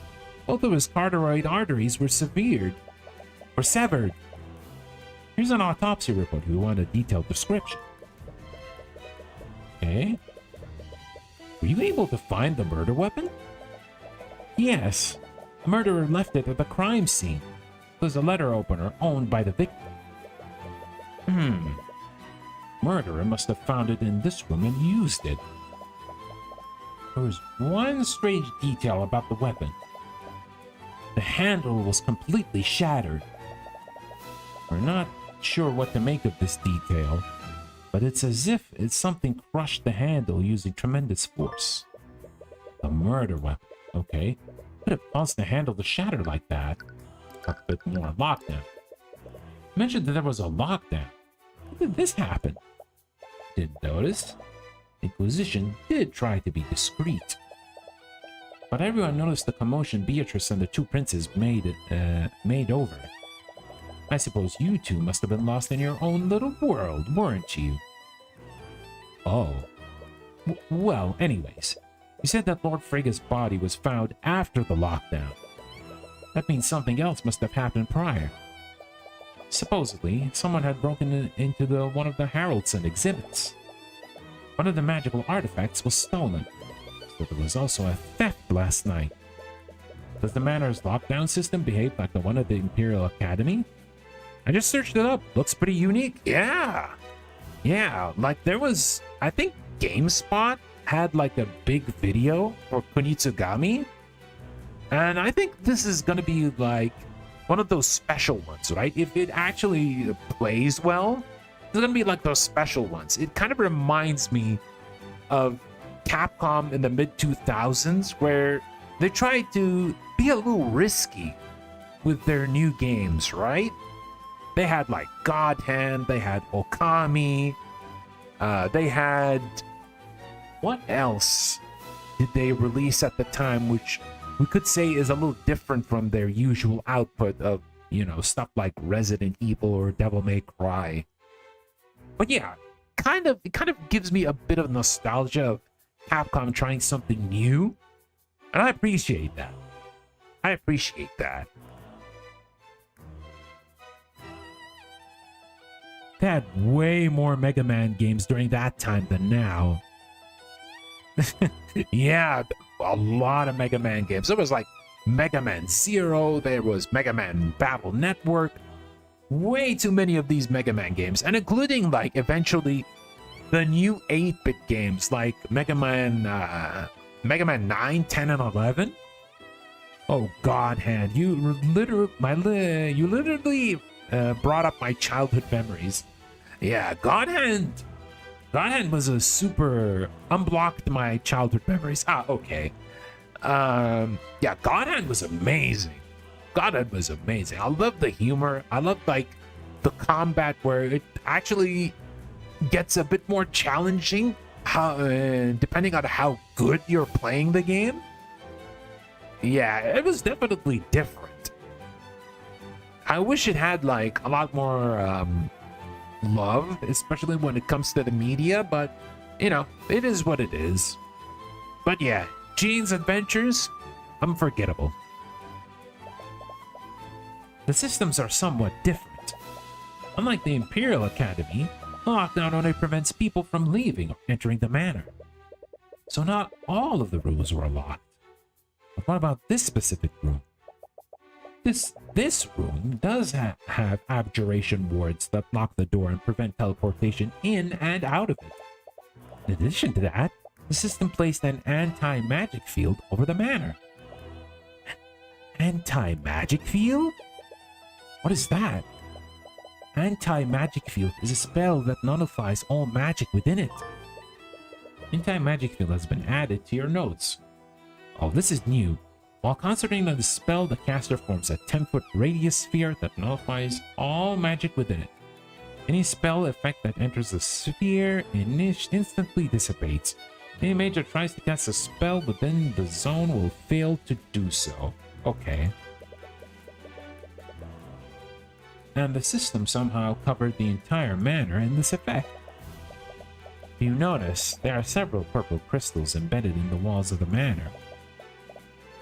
Each of those crystals produce an anti-magic field during the lockdown. Lockdown system added to your notes, so no one could cast magic during the entirety of a lockdown. Not exactly. Someone could have used the stolen artifact to circumvent it. Alright. Oh, there's a lot of stuff. Stolen artifact. Play games like IGI, Road Rash, Virtua Cop, Duck Hunt, GTA Trilogy. Ooh, that's quite an interesting bunch of classic games. There's stuff from the Genesis and the SNES era. There's the Saturn era. There's GTA, which is the PlayStation 2/PlayStation 3 era. Pretty diverse list of games you got there. You mentioned someone could have used the stolen artifact to get past the anti-magic fields. Which artifact was it? It was a sword of spell eating. That was the demon forged item that could supposedly nullify magic. If the legends were true, someone could have used to counteract the lockdown system. After Lord Howardson reported the theft, the Inquisition discreetly placed the manor on lockdown. Searched every room in the manor to try to find it. It was eventually found in Beatrice's bedroom, and that led them to believe that she had stolen it. That's correct. The King's Guard moved to arrest her, but Prince Aster ordered them to step down. It didn't look like she was planning on leaving and fleeing, so they planned to wait until after the party had ended. But then they found Lord Frega's body. Correct. We believe that she used the stolen sword to nullify the magical locks and break into Lord Frega's study. she had the sword, why wouldn't she use that to commit the murder? I'm a 2000s kid, but I grew up playing old games. That's perfectly fine. No matter what the era is, new and old games are meant to be appreciated. We're not entirely sure. We have a few working theories. She might have wanted to prevent theft from being tied to the murder. Or perhaps she had more confidence wielding a knife over a sword. Regardless of her reasons, it's clear that the sword wasn't the murder. So she's not being implicated in Lord Frega's murder. She's also being charged with stealing the sword and spell eating.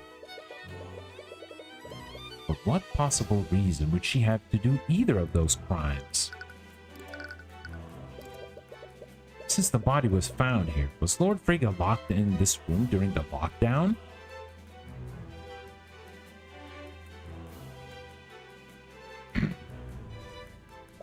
Yes, William Frege knew that this room should have been secured.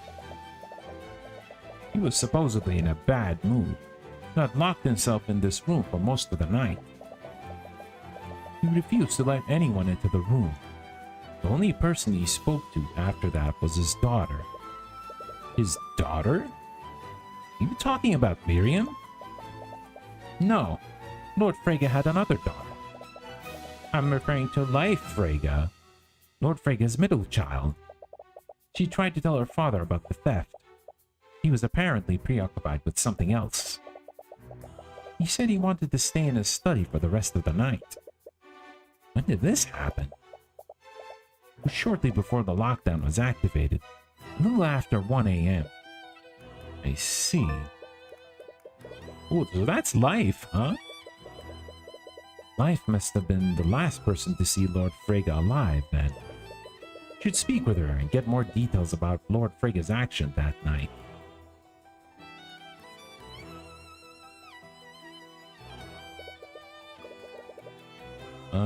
By the way, Steelwind, do you have a map of the manor? I do. Would you like a copy? Please, and thank you. Frege Manor Floor 1 has been added to your notes. And then Floor 2? What other current games are you playing? I'm playing Elden Ring, Dragon's Dogma, and Helldivers 2. Ooh! Interesting set of games. Current games I'm playing. I've been playing Guilty Gear Strive. I've been playing Street Fighter 6. I've been playing Granblue Fantasy vs. Rising. I've also been playing DNF Duel recently. I am giving it another chance. And while it's still not one of my favorite games out there, it's pretty nice. It's in a nicer place compared to how it was in release. Also, what other games? Well, I wouldn't say it's a modern game, but I did start streaming Yakuza 4 earlier, a few days ago. I'm excited to continue it next week. Because I finished Akiyama's story, and we're now starting Taiga Saijima's part of the story. And yeah, just basically the usual games that I stream, right? Were there any witnesses aside from Leif who saw Lord Frege that night? Perhaps someone heard what happened from a nearby room. There was someone who heard the altercation, but it was quite obscured. A servant was trapped in a storage room nearby. There's an air vent that connects this room with that storage room. He supposedly heard sounds of a struggle through that vent.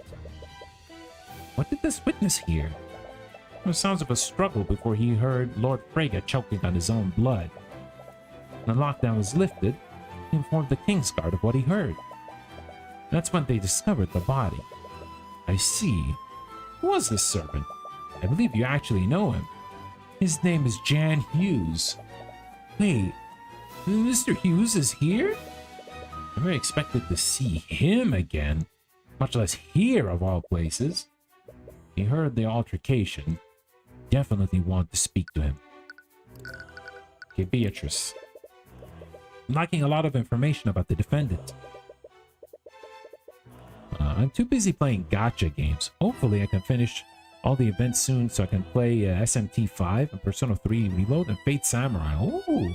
Oh, Persona 3 is going to take a while.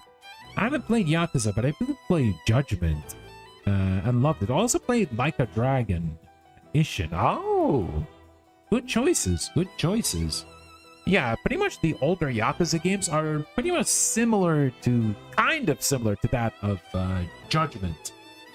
Because now the latest two Yakuza games, Yakuza Like a Dragon and Like a Dragon Infinite Wealth, are now turn-based RPGs. Yeah, they're no longer action games. They're turn-based RPGs, but they're as fast as you're playing an action game. So the action flows pretty well. Oh, speaking of gacha games,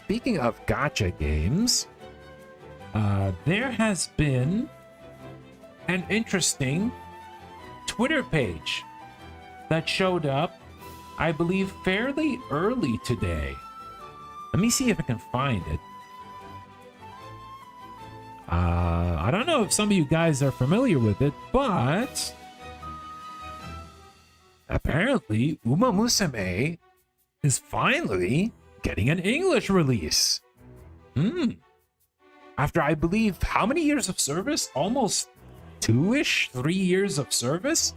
They're planning on finally bringing it over, and I believe it's Cygames themselves who are translating the game into English, from what I understand. But yeah, Horse Girls finally coming with English text. If there's a way to actually stream it, then I'll definitely give it a shot, you know.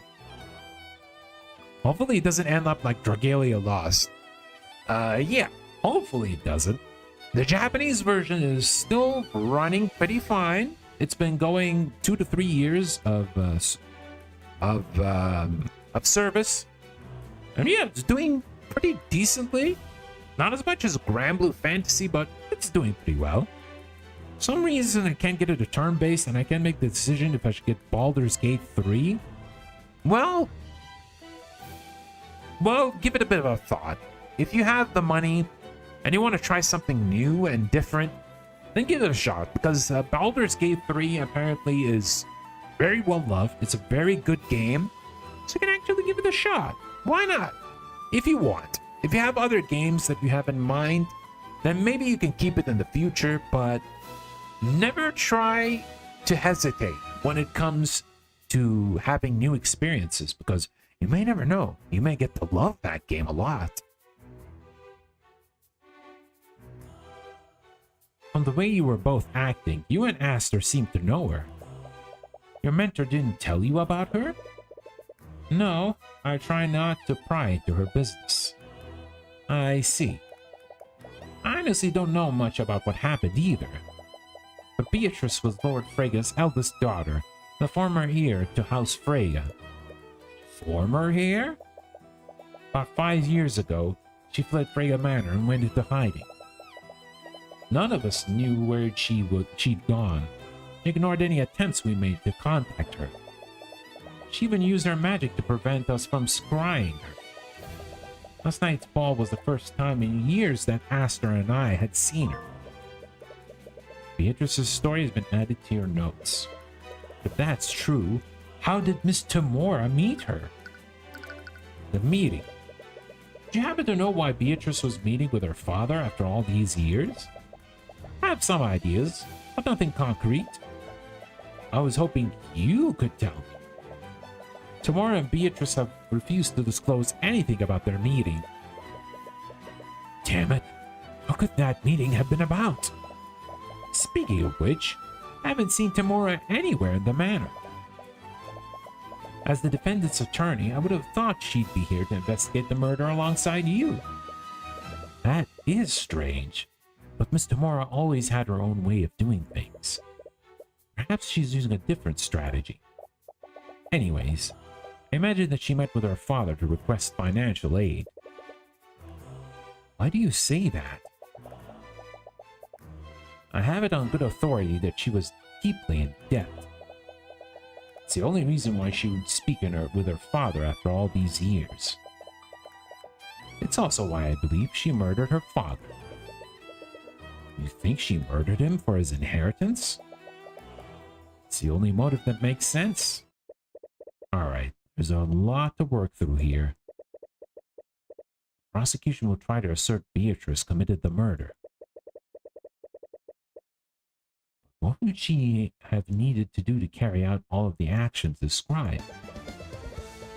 So the first thing we need to do is narrow down the time in which the murder occurred. When did the murder occur? Body was discovered after the lockdown was lifted, and Leif Frege saw her father before it was activated. He entered his study and she walked as the lock engaged. The murder occurred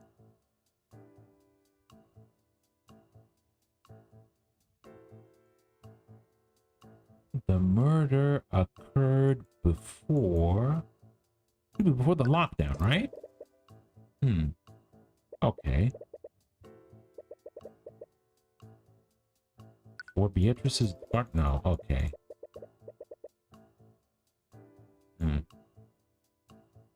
Occurred.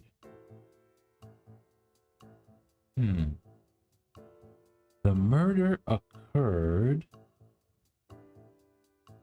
after the sword was found? No.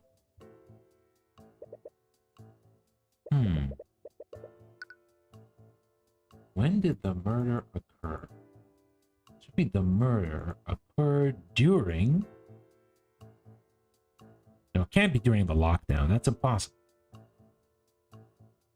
No, during last night it doesn't make any sense. The theft... No. Murder... occurred before the lockdown. Yeah, that's right. Let me think about this a little bit. So the murder, we know that the murder was committed before the lockdown. But let me think a little bit more.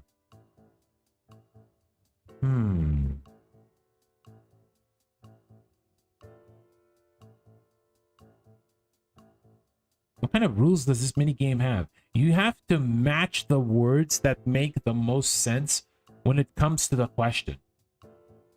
So, he never left the study, so it should have occurred during the lockdown. Right, the murder must have occurred during the lockdown. That means the murderer somehow... But that means the murderer somehow got past the abjuration wards that protected his room. Those wards blocked teleportation. They magically locked only the only door leading into this room. Steelwind and the Inquisition believe that Beatrice used the sword as spell to get past them. Regardless of what they think, we need to assume that the murderer used some kind of magic nullification to get into William's study. That's not necessarily true, is it? What if the murderer entered the room before William locked it? They were in the room when William locked it. They would have been trapped here until he decided to leave. Not only that, they would have been discovered the moment the guards entered the study. Maybe they used some kind of invincibility? Or they could have teleported away from the moment the Kingsguard unlocked the door. Teleportation didn't occur. We didn't find any traces of conjuration magic. Well, Celeste's theory of an invisible assailant. I'll admit, we did find traces of illusion magic. The moment the guards saw the body, one of them cast Detect Magic. With that spell, they would have seen any invisible people hiding in this room. Wait, you can use Detect Magic like that? Of course, it's standard procedure. Like all spells, invisibility leaves traces of magic on the person it's cast. So mages can use detect magic as a way to see through invisibility. So we know for sure they weren't here before or after the lockdown. This means that whoever committed the murder used some way to bypass the abjurative wards that protect this room. Method of entry. The next thing to consider is the murder weapon. Where did the murder weapon come from? It was a letter opener that was presumably owned by William Frege. The murderer probably used it to avoid leaving evidence that incriminated them. Let's see. The murderer destroyed the murder weapon. No, the letter opener was clearly owned by William Frege. So where would the murderer have taken it from?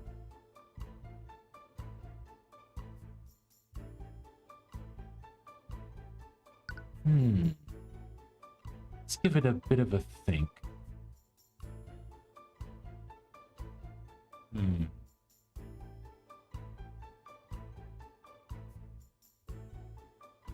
The murder... Yeah, wait. If it was in lockdown, then the murder weapon definitely could have come from this room, right? Took the murder weapon in Frege's study, right? Okay. Right. The letter opener came from this room. The murderer probably wanted to avoid using a weapon that would have implicated them. So they decided to use it and leave it here after the deed was done. That leaves a glaring hole in the prosecution's case. What would that be, Mr. Cuthbert? What is flawed with the prosecution's case?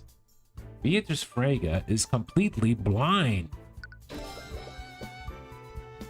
Beatrice Frege is completely blind. Even if she was somehow able to break into a highly guarded exhibit, how did she slip past the guards and enter Lord Frege's study? Furthermore, how did she locate the letter opener if she couldn't see it in the first place? None of it makes sense. Committing this murder unseen would have been a tall order for anyone. Hardly believe a blind person did all this. You do well not to underestimate her, Mr. Cuthbert. What? You don't know her as I do. She's far more capable than you realize. She must be the one behind this. I suppose I wouldn't know. The idea that Beatrice did any of this is still ludicrous. I suppose I can't change your mind about that. I have to ask you a question, Mr. Cuthbert. What would you do if you discovered that one of your clients was guilty? What? I mean, I tend to have an insight into these sort of things. That would never happen. I've already seen your uncanny ability to read people, but I'm only hypothetically speaking. So, what would you do if they were guilty? I suppose I'd withdraw and tell them to find another lawyer. And if no one else would represent them? I don't know. It would definitely be a hard choice for me.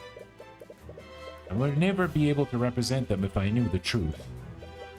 I just can't stand by and let a murderer escape justice. I see. Why do you ask? No reason. Okay. Anyway, she made her stance clear. Still have a lot of leads to follow up on. We should move somewhere else. But we need to examine. What's wrong? I can't see it, but the entire room is covered with abjuration magic. Everything is glowing white. Right. That makes sense. Several anti-magic fields covering the manor. These fields probably left traces of abjuration everywhere. I won't bother showing you the traces of abjuration I find while we're here. Arcanum. What's this? There's a trace of illusion magic where the body was. The assailant must have used some kind of magical disguise. Or they turned themselves invisible. Anything else? Nope. There's a large mahogany table at the end of the room. Lord Frege must have done his work. It's a bookshelf filled with books. Wonder what kind of books Lord Frege owned. Wait a minute. They're all blank. All of his real books on the floor are on the floor or on his desk. It's a fireplace. Would a murderer have entered through here? That wouldn't be possible. The chimney is far too narrow. Even a small child wouldn't be thin enough to fit through it. It's a painting of some sort of scholar. There's some text on it. Rook Razengard, canonic scholar and aristocratic accountant. He was known in some circles as Rook the Cook, due to his ability to cook the books of the Four Pillar Houses. Rook the Cook. Sometimes I wish I could have a name like that. What about Crimson Demon? Ugh, not that one. I never played a novel game, but only watched and read some manga and anime based on it. Now they get isekai to the novel game they were playing. It's a villain or the side character, and now they gotta change their fate. Ah, is it that... what was its name again? Let me search for it again.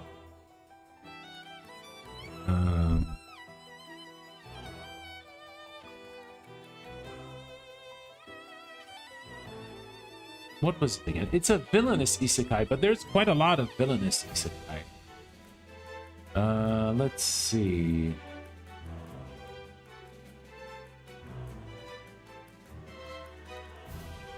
There's quite a lot of villainous isekai. I think it was called My Next Life as a Villainous. Let me look for that. Yeah, My Next Life as a Villainous, all routes lead to doom. That's the one. Yeah, I think that should be the one you're referring to. There's a bunch of them, and I saw a few of them. Ah, okay. Yeah, I like that one too. There are several books about economics and politics. Doesn't look like there's anything of note. What about this? There's a window that leads into this room. Yes, it's one of it. Ah, okay. It's kind of like a subgenre of isekai nowadays. No, the window doesn't open, and the glass is magically reinforced. Anything else? Alright, it's time to move. Let's move to the ballroom? Oh, okay. Let's move to the storage room. Enter the storage room, hoping to investigate the air vent that connects to Lord Frege's study. When you come across a person laying on the floor. What? Jan? Is that you? Oh man, what's with all this noise? I was having such a good nap too. Mr. Hughes. Whoa, it's you two. Why are you taking a nap in the storage room? I need to take a break from all the chaos going on. The King's Guard won't let us leave until you finish investigating the murder. This pompous noble shooed me away when I tried sleeping on one of the couches. Didn't expect anyone to find me here. Anyways, the prosecutor told us that you heard the murder from here during the lockdown. Do you think you can tell us what happened? Sure, why not? Nap's kinda ruined anyways. So, you're working here as a servant now? Not exactly. I was part of the catering staff. Twins started their own food business after Frege threw us out of the academy. Right. Sorry about that. It's not your fault. Even if Redmond was still the headmaster, I'm sure the board would have found some other way to get rid of us. Wait, are Valentina and Valerie here too? Nah, they just contracted some staff to Lord Frege for the Lord's Ball. There are way too many isekai, and I'm currently like watching 5 of them. Yeah! It's been wild. Every season of anime has a crazy amount of isekai, and I'm wondering, when are we going to calm down with these shows? It's been like this for a few years now. But thankfully, as per with each season, there's still a variety of stuff. Just that there's quite an influx of isekai adaptations or original shows. I think a bunch of other businesses did the same thing. Wonder how they feel about this. Their services to the very man that who got them fired in the first place. William must have offered them a lot of gold. The murder. Man, can't believe I got myself pulled into another murder investigation. I have bad luck or what? Prosecutor told us that you heard the altercation through the air vents. Can you tell us exactly what you heard? Well, I didn't hear everything. Was taking a nap in this room when it happened. Why were you napping here? I didn't have a choice. I accidentally closed the door when the lock was engaged. Or I knew it, I was trapped here. Right, I recall Steelman mentioning that. Anyways, I heard the sound of some kind of struggle going on. Couldn't hear everything, but I heard Lord Frege shout, "Who are you? What do you want?" Right now, Mushko Tensei is pretty good. Yeah, I heard a lot of good stuff about it. Not my kind of cup of tea, but yeah, I can understand why it's pretty popular. That went on for a few seconds. I heard the sound of someone getting stabbed. You hear the voice of the assailant? They didn't say anything, but I did hear them. The voice was really raspy. I think they had a sore throat or something. They were trying to mask their voice. What Jan heard has been added to your notes. Storage room. Why did you enter the storage room anyways? The servants were complaining about rats running through their air vents, so they sent me to take care of it. I heard one of them running in the vents upstairs. Followed it here. It had nowhere else to go, so I opened it up and put a trap down. After I was done, I tried to leave, but the door was locked. Didn't have anything else to do, so I took a nap. Rats in the vents have been added to your notes. Only heard a few words before the murder struck the final blow. And Moonlight Fantasy reincarnated as a slime new season. Ooh. Yeah, but it's a pretty good shows. It's 1:20 a.m. right now, and time for bed. Have a good day. Oh, good night, stranger. Good night, stranger. Thank you for coming. Thank you for coming. Appreciate it, and I hope you have a good rest, yeah?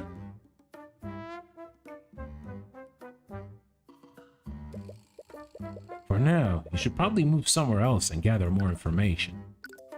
Alright, let's go to Beatrice's bedroom. Come on, Tracker. Where are you? As you enter Beatrice's room, you're unexpectedly met with a large cloud of dust. Wow.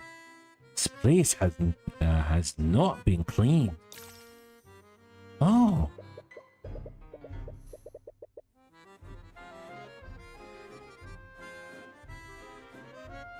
Your vision clears up, and you realize that there's someone else in the room with you. Sorry, I didn't mean to intrude. No, there's no need to apologize. But I would like to know what you're doing here. On behalf of the Crown Prince, you're investigating the murder of William Frege. Oh, I see. My apologies, I didn't get quite your name. My name is Leif. Leif Freyja. So this is Leif. According to Steelman, she was the last person to see Lord Freyja alive yesterday. She might have some information about who was acting that night. Oops, sorry. I'm sorry for your loss, Lady Freyja, but do you mind if I ask some questions about last night? Of course. Prosecutor Steelman told us that you were the last person to see him alive. Do you notice anything unusual about your father's behavior? Well, he was extremely upset about something. I think Beatrice may have offended him during their meeting. The servant said that he wanted to be left alone. He retreated into his study immediately after the meeting. I tried to speak with him when the theft was reported, but he didn't much care about the missing artifact. He told me to leave him alone and let the King's Guard investigate the sword. He was probably busy making the changes to his will. That's an interesting thought. Before I go, can you tell me what the name of the game is again? Ah, okay. It's TYRION CUTHBERT, Attorney of the Arcane. Yeah, TYRION CUTHBERT, Attorney of the Arcane. Let me get you the Steam page. If you want to check it out later, just a moment.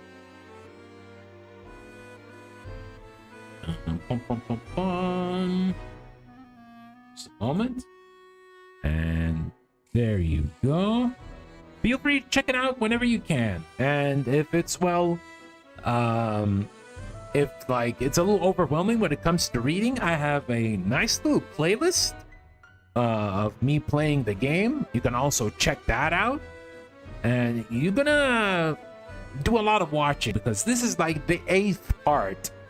So if you want to start from the beginning, it's gonna take a bit of a while. But hey, if you got any free time, you can either choose reading it by yourself or checking the playlist. Let me try to link you to the playlist as well. Feel free to pick either of them. Just a moment. Let me head off to my YouTube and try to get you that playlist. Although, honestly, I would prefer for you to actually experience the game yourself, right? But just in case, if you want to watch it, hold on just a moment. And there we go. Here is the playlist. There you go. Feel free to check it and the game whenever you want. Yeah, feel free to watch whenever you want, whenever you can. But yeah, appreciate you being here, stranger, and have a good rest. When did you speak of them last?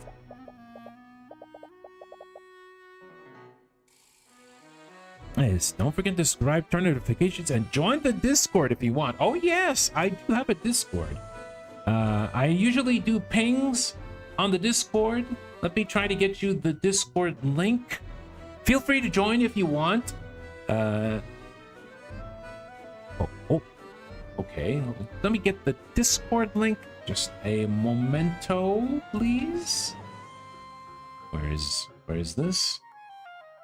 Here is the Discord link. If you want, feel free to join in and hang out.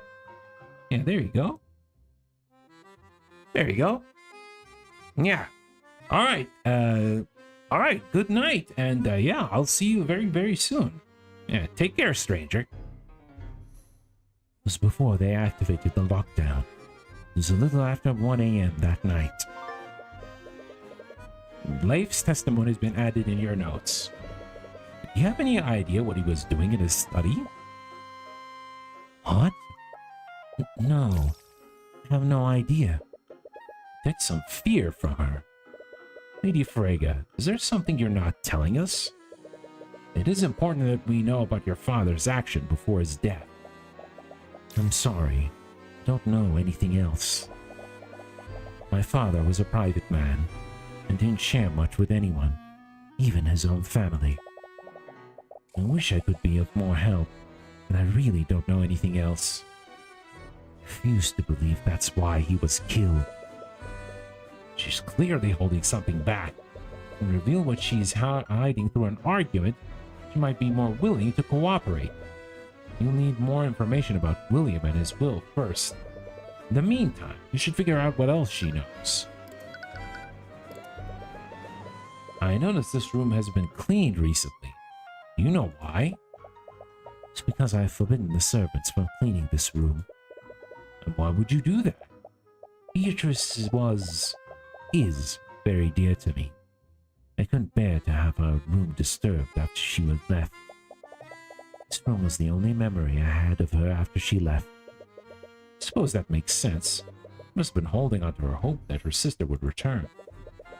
What about the sword of spell eating? Do you know how it ended up in this room? I'm not sure. It's possible someone planted it here to frame Beatrice. I can't say why they chose this room, though. Okay. What kind of person was your father? Doesn't look like William Frege was very beloved. My father was... I joined the Discord, but I think you made the channels... it only has rules. Okay, you need to react to the... you need to react to the rules after reading them, and then you'll see everything else. Yeah, there you go. Yeah, it's pretty much a safeguard because it's pretty important. It's usually... Oh, you just saw it. Yeah, don't worry about it. Yeah, it's pretty much a safeguard so that everyone would understand that you gotta follow the rules. It's not too, like, complicated or serious, but, you know, it'll make the environment pretty nice and pretty chill, to say the least. But welcome, by the way. My father was a complicated man. He was a brilliant scholar and businessman. He was a cold and distant father. I see. Did he have any enemies? As the head of House Frege, controlled nearly every banking house in the Wyvern Guard. Oh, the audio is... hold on, let me get the audio back.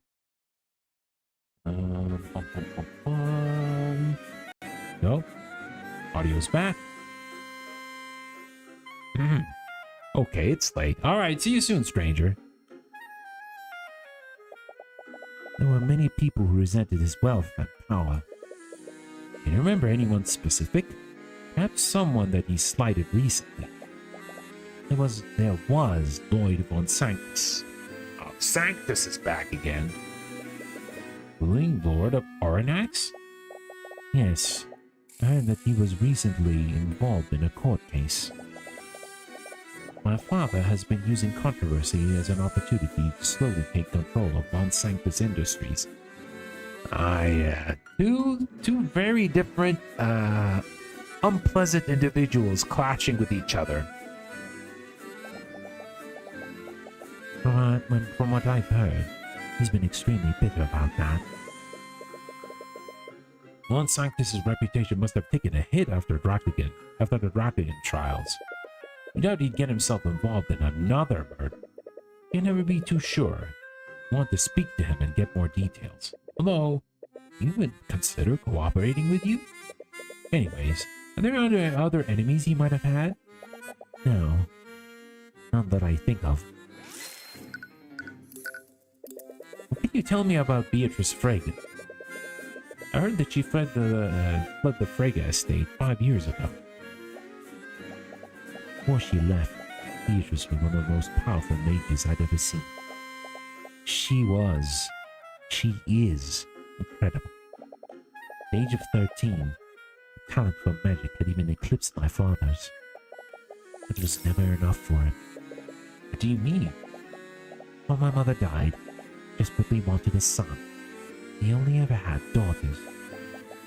Everyone thought that Beatrice would inherit House Frege from my father, but our family knew the truth. William Frege would never leave his legacy in the hands of a boy. What? No matter how hard Beatrice tried, Mother would never acknowledge her accomplishments. It's extremely cruel to her. constantly belittled her achievements, dismissed anything she'd said to him. After the accident, he used her disability as an excuse to take away the little influence she had. It was an accident that gave her a disability? Is that why she's blind? Ah, so she wasn't born blind. Ah, okay. It's not too painful for you. Could you tell me more about Beatrice's accident? Is that even relevant to the investigation? Any small detail could make a difference. I need to learn everything I can. Not sure about what exactly happened, but there was a magical experiment gone wrong.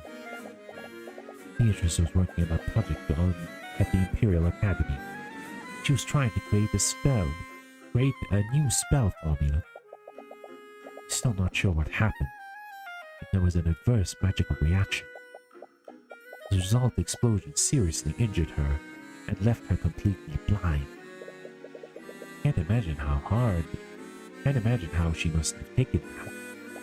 Actually, she was probably the most unfazed by what happened. That didn't matter.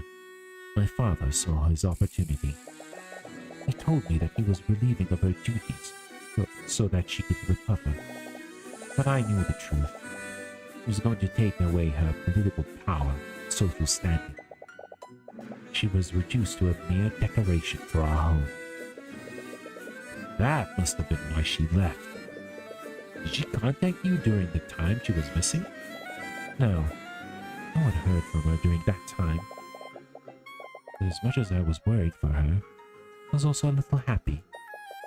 Like Miriam and I, she'd finally broken free from my father. Have I no idea what would have caused her to return here?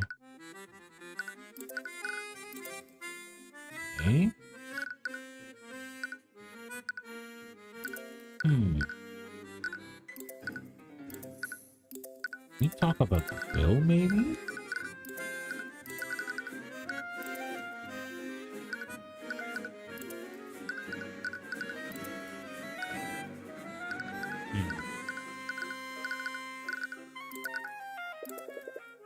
Oh, she can't help.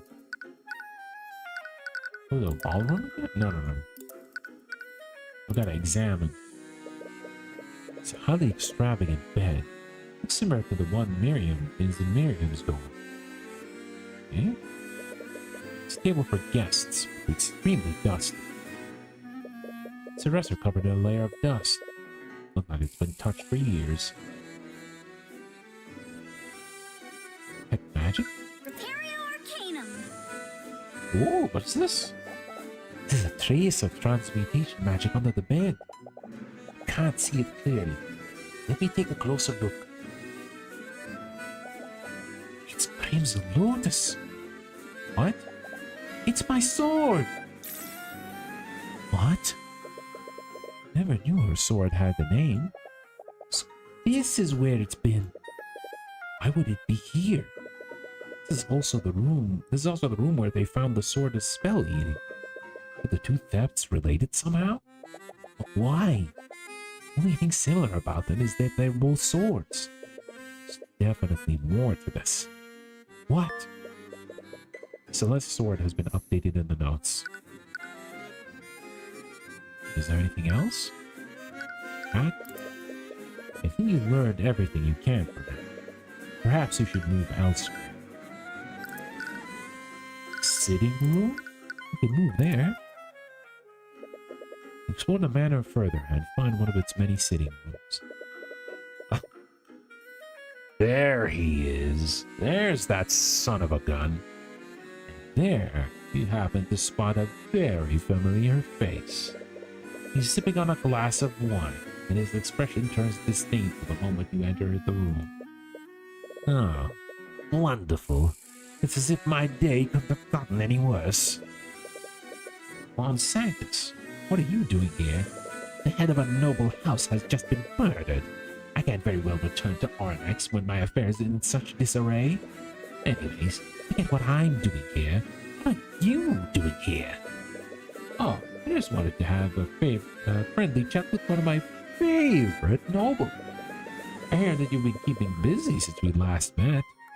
Must be difficult losing your empire to House Frege. Tyrion, we do need his help. Is that so? What makes you think I'd ever help the likes of you? Because it would take suspicion off of you. Just checking by. Hope your stream is going well, Si. Can't wait for tomorrow's company time, bro. Yeah, pretty excited. Gonna talk about it in a little bit because I think I should be calling it a night in a little bit. But yeah, thanks for coming, Kirby. Yeah, and I'm looking forward to it. How dare you know that I'm still a respected member of the nobility? Respected? Is that why everyone is talking about your hand in Justin Way's death? Because the way I see it, being involved, perhaps so. I'll see you and good night. Good night, Kirby. Because the way I see it, being involved in another scandal would destroy what remains of your reputation. But it makes no difference to me. To be perfectly honest, I like nothing more than to drag you onto the stand and embarrass you a second. Practically hearing him grinding his teeth together. Very well. Means I won't have to endure your peasants any longer. I'll oblige and answer your questions. Honestly, it's just one mess after another with you. Mess? Wouldn't you have to gain? What? Wouldn't you have to gain from William Frege's death? On the surface level, you might be right. But it's far more complicated than that. House Frege controls the banking houses. They're the main support for Wirengard's economy. William's death could have had unimaginable economic consequences, regardless of who inherits his house. I wouldn't be so foolish enough to do something like that. That remains to be seen. Think of what you will. There are others who would benefit from William Frege's death. And who are those others? Mentioned that other people would benefit from Frege's death. Who specifically? I had to venture a guess. I would say Lucio Steelwind benefits the most. You mean the prosecutor's father? But you just said Lord Frege's death could have unimaginable consequences for the economy. Ha! Do you think that the brute cares about Wirengard's economy? No. All that man cares about is power. Pure and physical power. House Steelwind and House Frege have been fighting for control over Wirengard for generations. And in this long-lasting era of peace, Steelwind's military has become far less valuable to the crown. Weren't for Lady Steelwind's engagement to the crown prince, he might have not even considered a pillar family anymore. Death of William Frege is probably exactly why Lucio Steelwind has been waiting. And if our economy were to suffer, it would cause civil unrest. In a scenario like that, the crown would have to rely on the Steelwind's forces to maintain order. It does make sense. Would Freya's father really be involved with this? It's clear you think Lucio Steelwind would have much to gain from this. Can you think of anyone else? There is Harold Haraldson. That can't be his real name. But what would Mr. Haraldson possibly gain from Frege's death? Of what I've heard, William was planning to defund the Haraldson Hall of History. Really? How would he do that? Not sure of the specifics. But supposedly, Lord Haraldson has refused to omit the less flattering parts of Wirengard's history from his exhibits. It's gotten blatant enough that he has drawn the ire of the king himself. They actually got into a very heated argument during the Lord's Ball about it. I heard that William declared that he would be removing House Haraldson from his estate. Don't want to suspect Mr. Haraldson. We need to examine every possibility. As the curator, he would have the easiest access to the Sword of Spelling. He could have staged a robbery to cover his tracks. At the very least, you should give Mr. Haraldson a chance to explain himself. What can you tell me about the defendant in this case? What? She's your client. Surely you would know her better than I. Humor me. Well, I'm sure you're aware that she fled the Frege estate 5 years ago. In doing so, she not only dealt a blow to House Frege's reputation, but she also directly insulted the Crown Prince by breaking her engagement to him. Wait, Beatrice was engaged to Aster? Yes, it was quite the scandal at the time. And Lucio wasted no time in pushing his daughter into taking Beatrice's place. Oh, is that why those three were so awkward last night? Honestly, this situation is just an absolute mess. That woman's return will complicate things. Beatrice's return complicate things? What do you mean by that? Do you find Beatrice's return to be inconvenient for you? What are you on about now? Please, don't insult my intelligence, Von Sanctus. Fine. If you must know, my son was arranged to marry William's daughter, Leif. Leif? Since Beatrice showed no signs of returning, it was apparent that Leif would inherit House Frege instead of her. I know when my days are numbered, so I took preemptive action.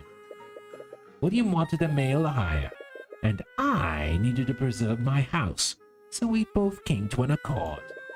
My son and Leif were arranged to be wed. House von Sanctus would have been absorbed, but at least my Jade would stand at the helm of House Frege. Nobles are absolutely awful. I should probably consider myself lucky. Think what you will. Expect the partner to understand. That's a problem with your generation. And no sense of duty or obligation. Life has already expressed her resistance to this marriage. She was well aware of the details. Now I worry she'll hide behind her sister to end the engagement altogether. I've never mentioned any of this. As much as you hate to think of it, William's death would get her out of this arranged marriage. Should talk to her about this. Anyways, Von Sanctus gave you a decent list of suspects. You learn everything you can from it for now. It's best to follow up on these leads. Okay. I'm gonna go to Beatrice's bedroom. Up. Okay. What was William doing? Leif Frege seems to be hiding what her father was doing in his study. I doubt she's doing that out of malice. She might ever think, that it's relevant to the case. William Frege had many enemies. They retreated into his study to do something that night.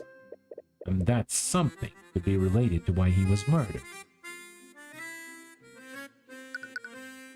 We could try.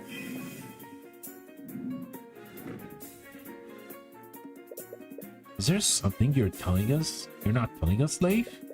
It's a feeling that you know more than you're letting on. What? What was your father doing in his study? I already told you. I don't know. I have no idea what my father is doing. He's a private man. He won't share something like that with me.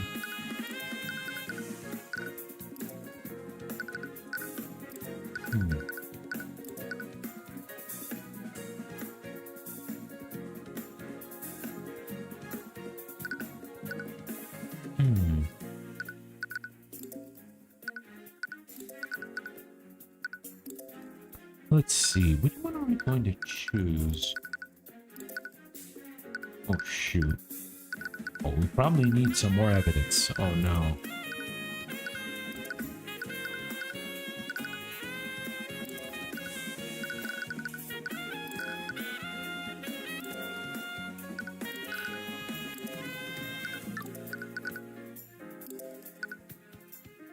No. Oh, shoot. It doesn't seem like we have... Yeah. Yeah, we still need to... Yeah, we still need to search a little bit more. Yeah.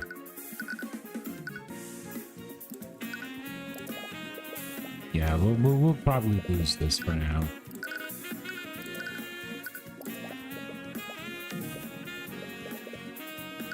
Yeah. Right, there we go.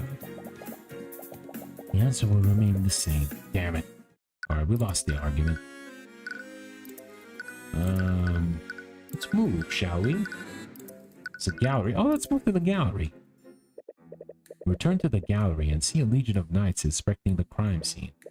However, you don't see Mr. Haraldson anywhere. Musician must be questioning him. Perhaps you should follow another lead while you wait for him to return. The display case is completely shattered. He was able to do this despite several abjuration spells protecting him. Okay, detect magic? Ooh, what is this? There are traces of evocation magic on the shattered glass. Evocation is the second school of magic that creates and unleashes raw energy. Most primal of the 7 schools of magic. Someone must have used a powerful spell to blast the display case apart. Okay. Now where should we move? We go back here.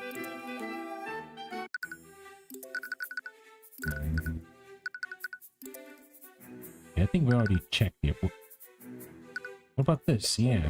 The pool of blood and a chalk outline where the body must have been. Oh, okay. Where should we go?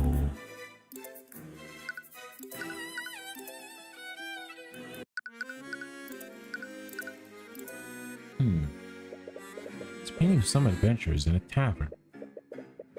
Ah, this must be Beatrice Friga's the First. The First? According to legend, she was one of the descendants of the 7 heroes of Wivmgar. She joined a band of adventurers that were traveling across the nation. It's hard to imagine the Frigas coming from such humble beginnings. Wait, what? What is it now? Muscular man in the corner. He just vanished. What are you on about? Was there a man there? Sorry, Tyrion. He's right. Oh, I'm sure he was there. Are you feeling okay? Oh, it's Eris doing her shenanigans again.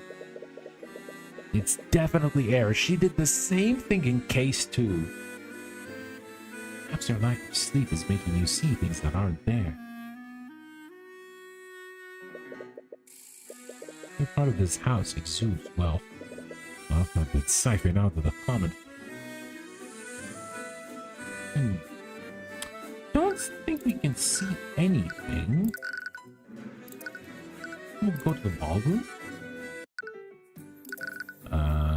Maybe go to the storage room. Maybe we can find something. Several boxes in this room appear to contain various supplies. Oh, we already checked this. It's a stepladder. I agree. It's a stepladder. Simple enough. It's the air vent that leads into Lord Frigga's study. Supposedly, Jan heard the altercation between Lord Frigga and his assailant through this. Okay.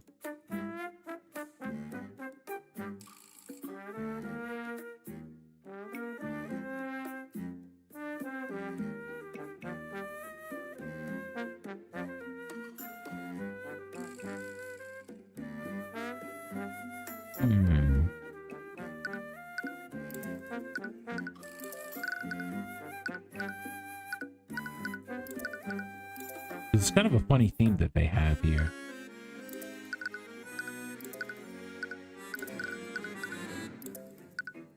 Let me think.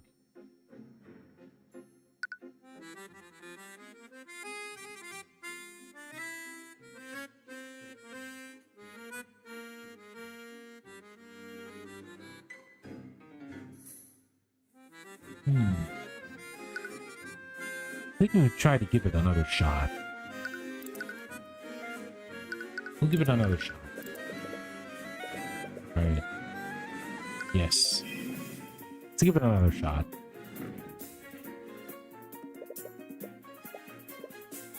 Alright, let's see. I have no idea what my father is doing. But... should be this? He was making some sort of change to his will, wasn't he? What? Someone else knew him? Why did you find the need to hide this from us? I didn't. Thoughts you saw earlier seem to disagree with that. We've only just met today, so understand if you don't trust us. The Inquisition thinks that Beatrice murdered your father. They claim that she did so for his inheritance.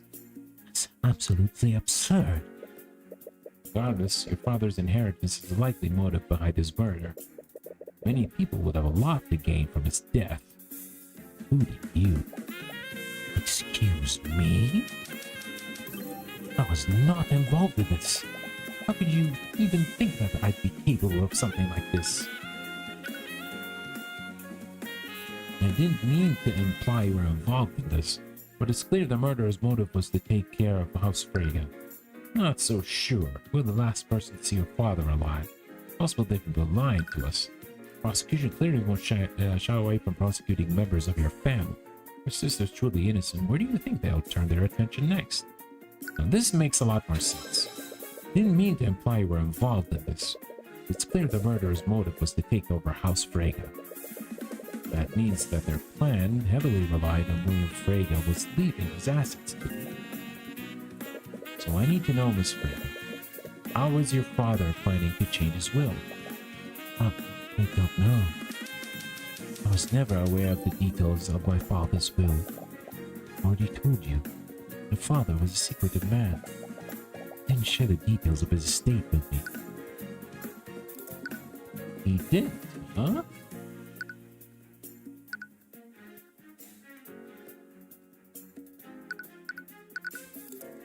She is getting married. Is that really true, though? What? I already know about your arranged marriage to Jaden von Sanctus. I also know that, as part of the deal, Jaden would inherit House Frege instead of you. Definitely knew about this. You heavily resisted the marriage in an attempt to stall it. Which means that you had some idea of how your father's will was arranged. So what are you telling me, Miss Frege? I can't trust you. What? You're here on behalf of Crown Prince Aster. Four pillar families and the crown have much to gain from my father's death. How can you assure that this information won't be used against my family? So that's why you've been so secretive.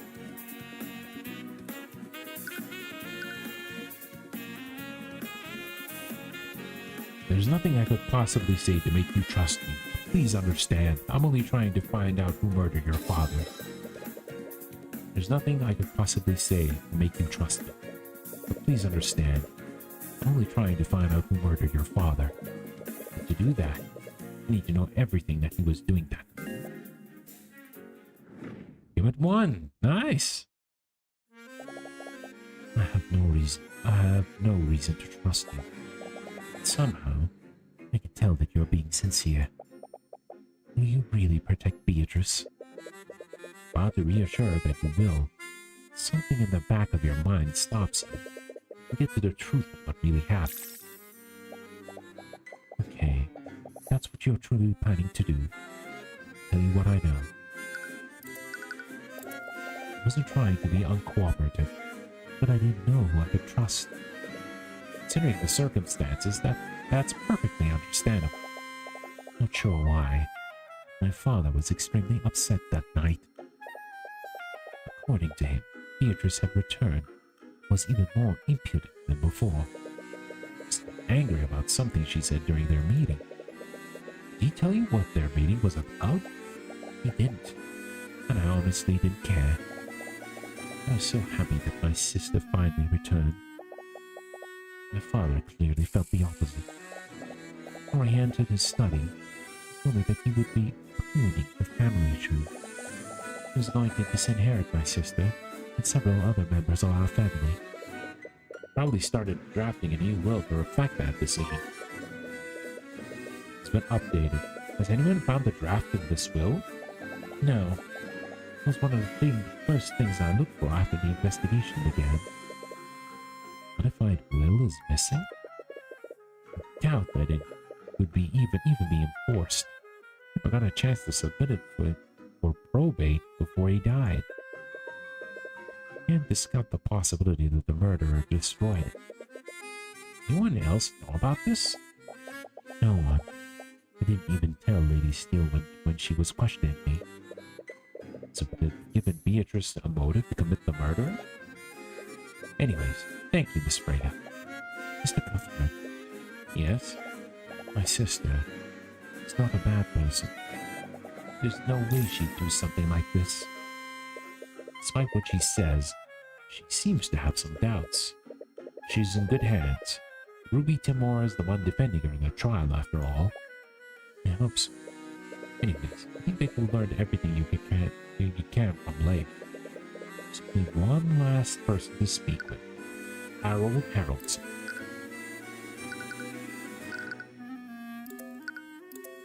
He's probably back here.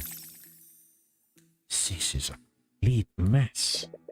To enter the gallery, you spot Haroldson inspecting the shattered remnants of a display case.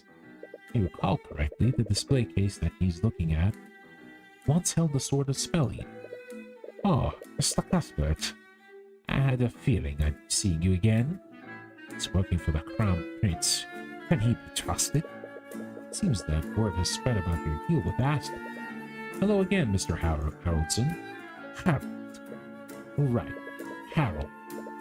Sure, I already know that I'm investigating the murder of William Freya, but the prosecution suspects someone used the sword of spell leading to break into Lord Freya's room. I was wondering if I could ask you some questions about the theft last night. I'll tell you what I can, but I'm not sure how much help I'll... I can't believe a museum owns such a powerful magic item. I could have expected the noble houses to take it for themselves. Well, the nobility of today don't have much use for such items such as these. The power of a lord is based on politics rather than magical strength. And a noble wouldn't want to wield the sword of a demon, even if the legends are just stories. A demon? Alright. The sword of spelling is said to have been forged from a pact between a demon and a mage. Is making a pact with a demon just asking for trouble? They definitely betray you the first chance they got. Well, let's just say that demons are often drafted blood contracts for this reason. Wait, do you mean like a legally binding contract? The concept is similar. Once you sign a blood contract, both you and the demon are magically compelled to fulfill its terms. It says that violating its terms would result in an instant death for the offender, no matter who it is. So I guess there's some protection. Well, as an attorney, I'm sure that it's possible to exploit and use any loopholes in any contract. And according to the legends, demons take great pride in their ability to deceive and corrupt people. The theft. According to the prosecution, the theft took place during the Lord's Ball.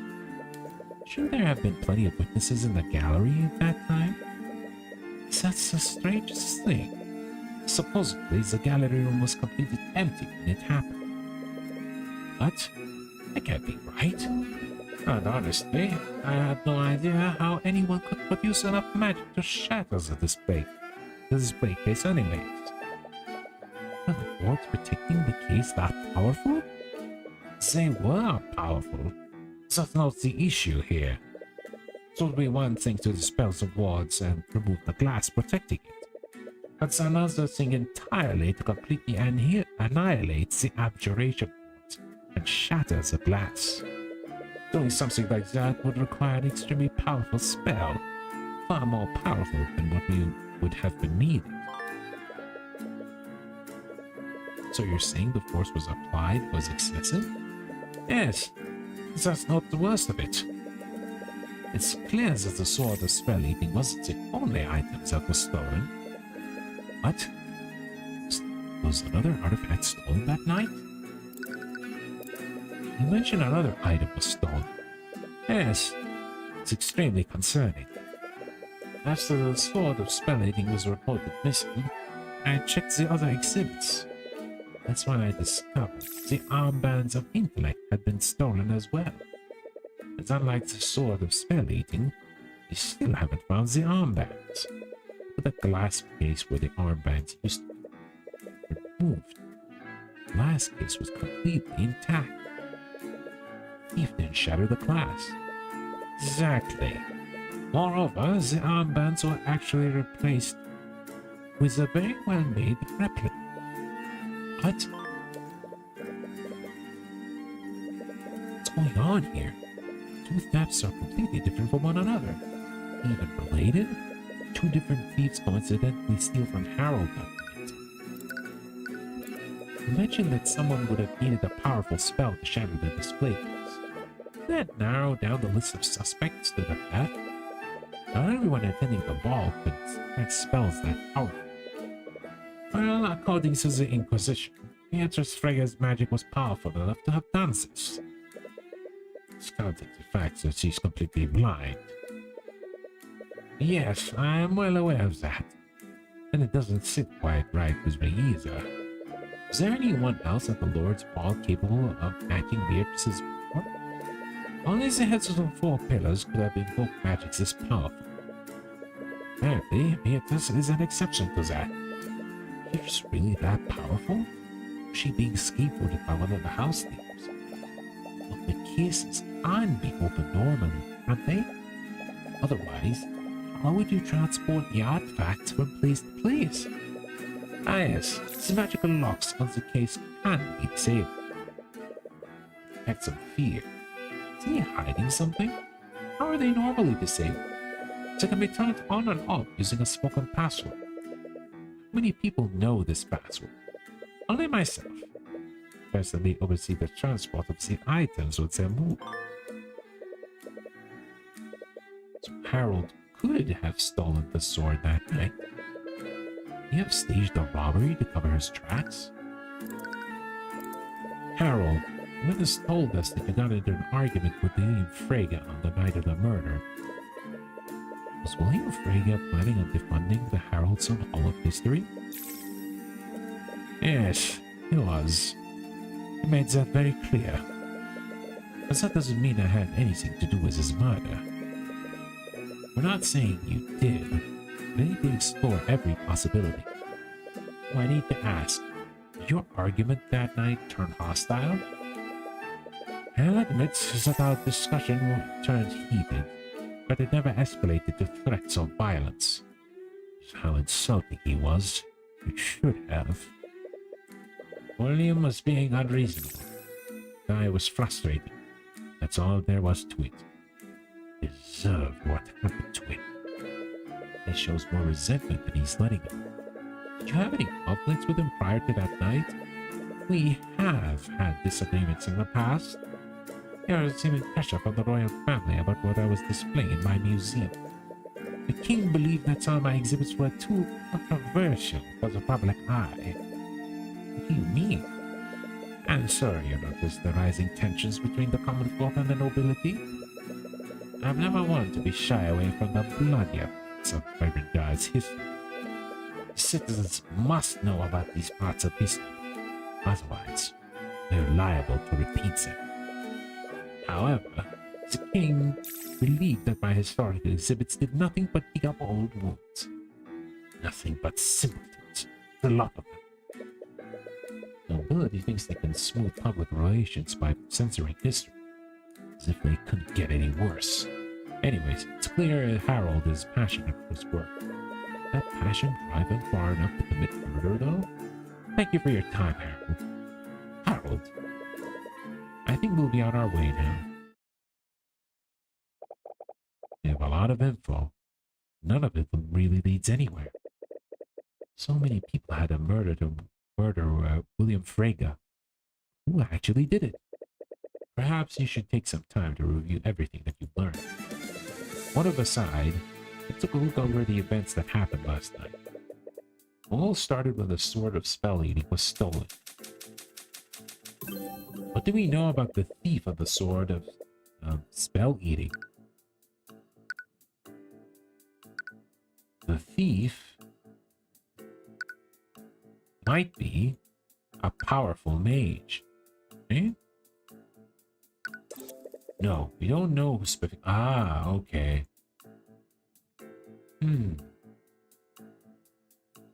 No. The thief is a powerful mage. So we only one thing to dispel the wards that removes the glass protecting it. It's another thing entirely completely annihilates the abjuration. It shatters the glass. Something like that would require an extremely powerful spell, far more powerful than would be needed. The thief was a powerful mage. That's the only way they could have shattered the magically reinforced glass. What about Harold? Could have locked it just using his password. Could have stolen the sword and staged a robbery, but he couldn't have shattered the glass. Only a powerful mage could have done that. I doubt Harold would lie about that when he could easily confirm it with steel. Right. Then what happened next? They brazenly stole the spell of eating that caused Harold to report the theft to the King's Guard. Okay, we already read that.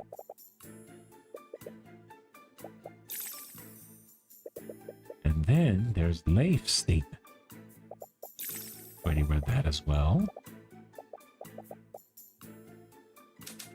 What does this tell us about William Frege? Leif's account gives us a clear fact about when William died. Good question. When did he die?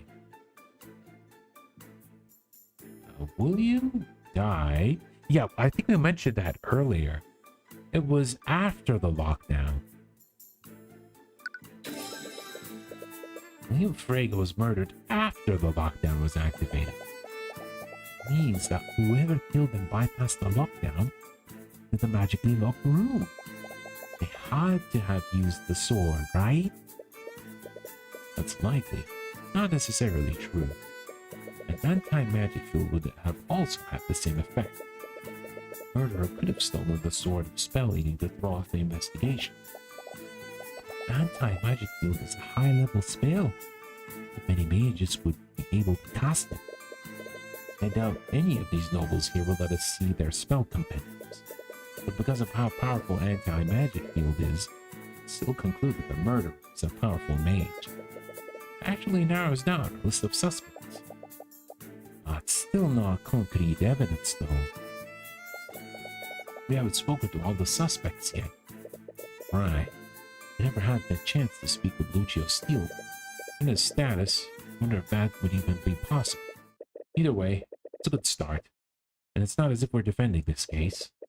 Trial's getting close anyways. Don't doubt Miss Tamura's ability.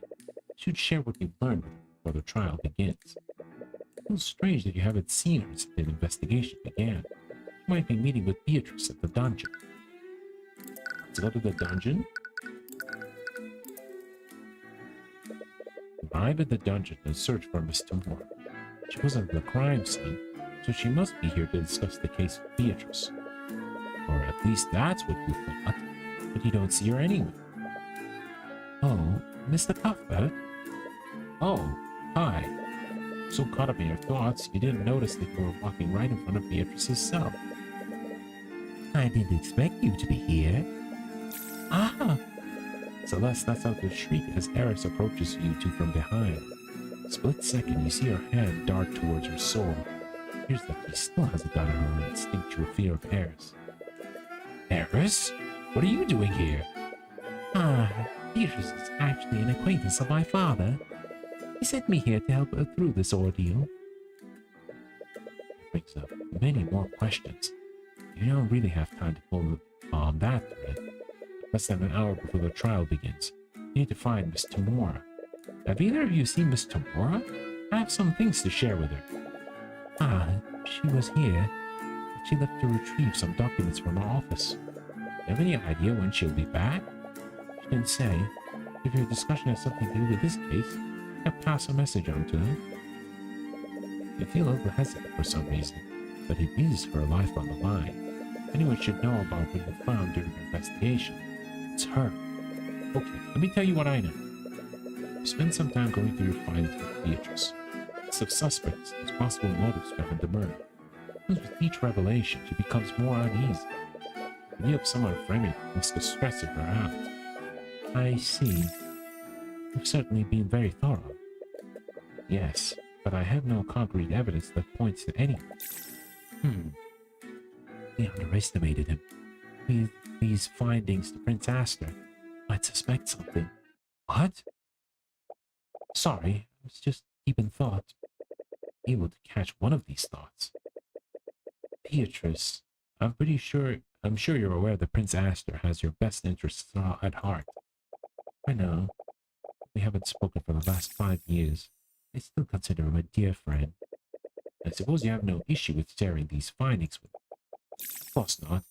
This is bad. I mean, he would support us if he knew that I was involved. Wait, what was that?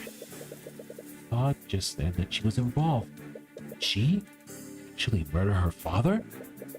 Is something wrong, Mr. Cuthbert? You look a little pale.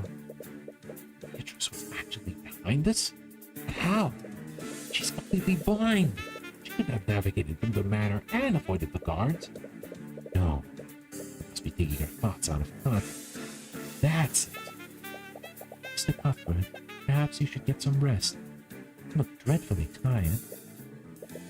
Think very carefully about what to say next. There's one way to get a certain answer through the eye. You're wrong. Beatrice, you weren't actually involved in this, were you? Tyrion? Tear gazing at her response to your question. Once again, she claps her hands together. She's clearly trying to stay calm. You suspect me now, Mr. Cuthbert? You didn't answer my question, Beatrice. As if I needed to justify it with a response. But no, Mr. Cuthbert. I was not responsible for my father's murder. At least, not directly. I was technically an accomplice. Accomplice? Did you work together with someone? Cuthbert? It's Tamora? Vector seems to have sensed the mood in the air. She raises an eyebrow. It's Tamora. Can I speak to you alone for a second? Okay. What's wrong? Is everything okay? Miss Tamora, Beatrice, she actually did murder William Frege. Miss Tamora's gaze narrows. Her eyes dart around the room to make sure the guards didn't overhear you. What are you talking about? How could you possibly know that? I used the Eye of Horus on her. She conspired with someone else to orchestrate William Frege's death. Have you told anyone else about this? No. It's not as if they believe me anyways. The only other person who knows about my abilities. Okay. Stay quiet about this for the time being. Anyways, I need to get ready. Trial starts in half an hour. What? You're not seriously going to defend her, are you? Of course I am. I am her attorney. But she's guilty. I saw it. Look, at this point, I don't know what you saw. Think I just abandoned a client minutes before a trial? No, but it's not for either of us to decide who's guilty and who's not. Everyone has a right to an attorney. Our court system needs a defense attorney and a prosecutor to keep things fair. More importantly, you had no right to use the Eye of Horus on my client without my permission. What?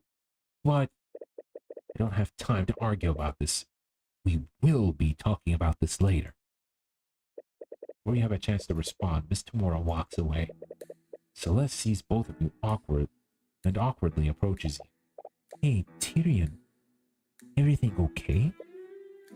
Celeste, I think Beatrice was actually behind this. What? You don't blame her for not believing you. It's as if you can tell her about the Eye of Horus. Oh, why haven't you told her? Alright, I believe you. What? You wouldn't say something like that if you weren't sure, right?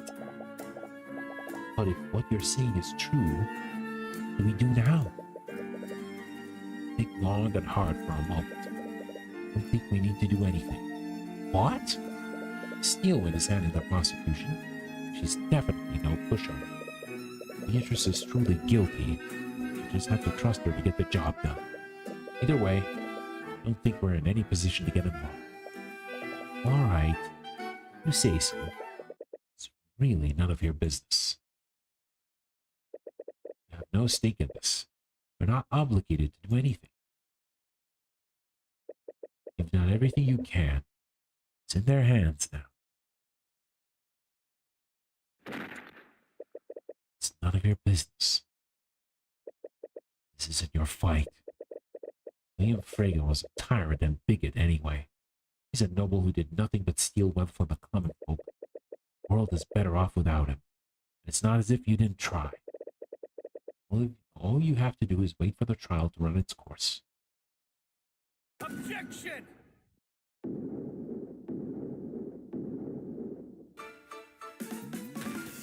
Your Honor, I'm afraid you can't pass a verdict just yet. Mr. Cuthbert? What the hell are you doing? I don't know. I do know there was a massive contradiction in Frega's testimony. Are you kidding? You were ever the type of person to stand by and do nothing. Alright. To save. Okay, wow. This actually took a little bit longer than expected, but yeah.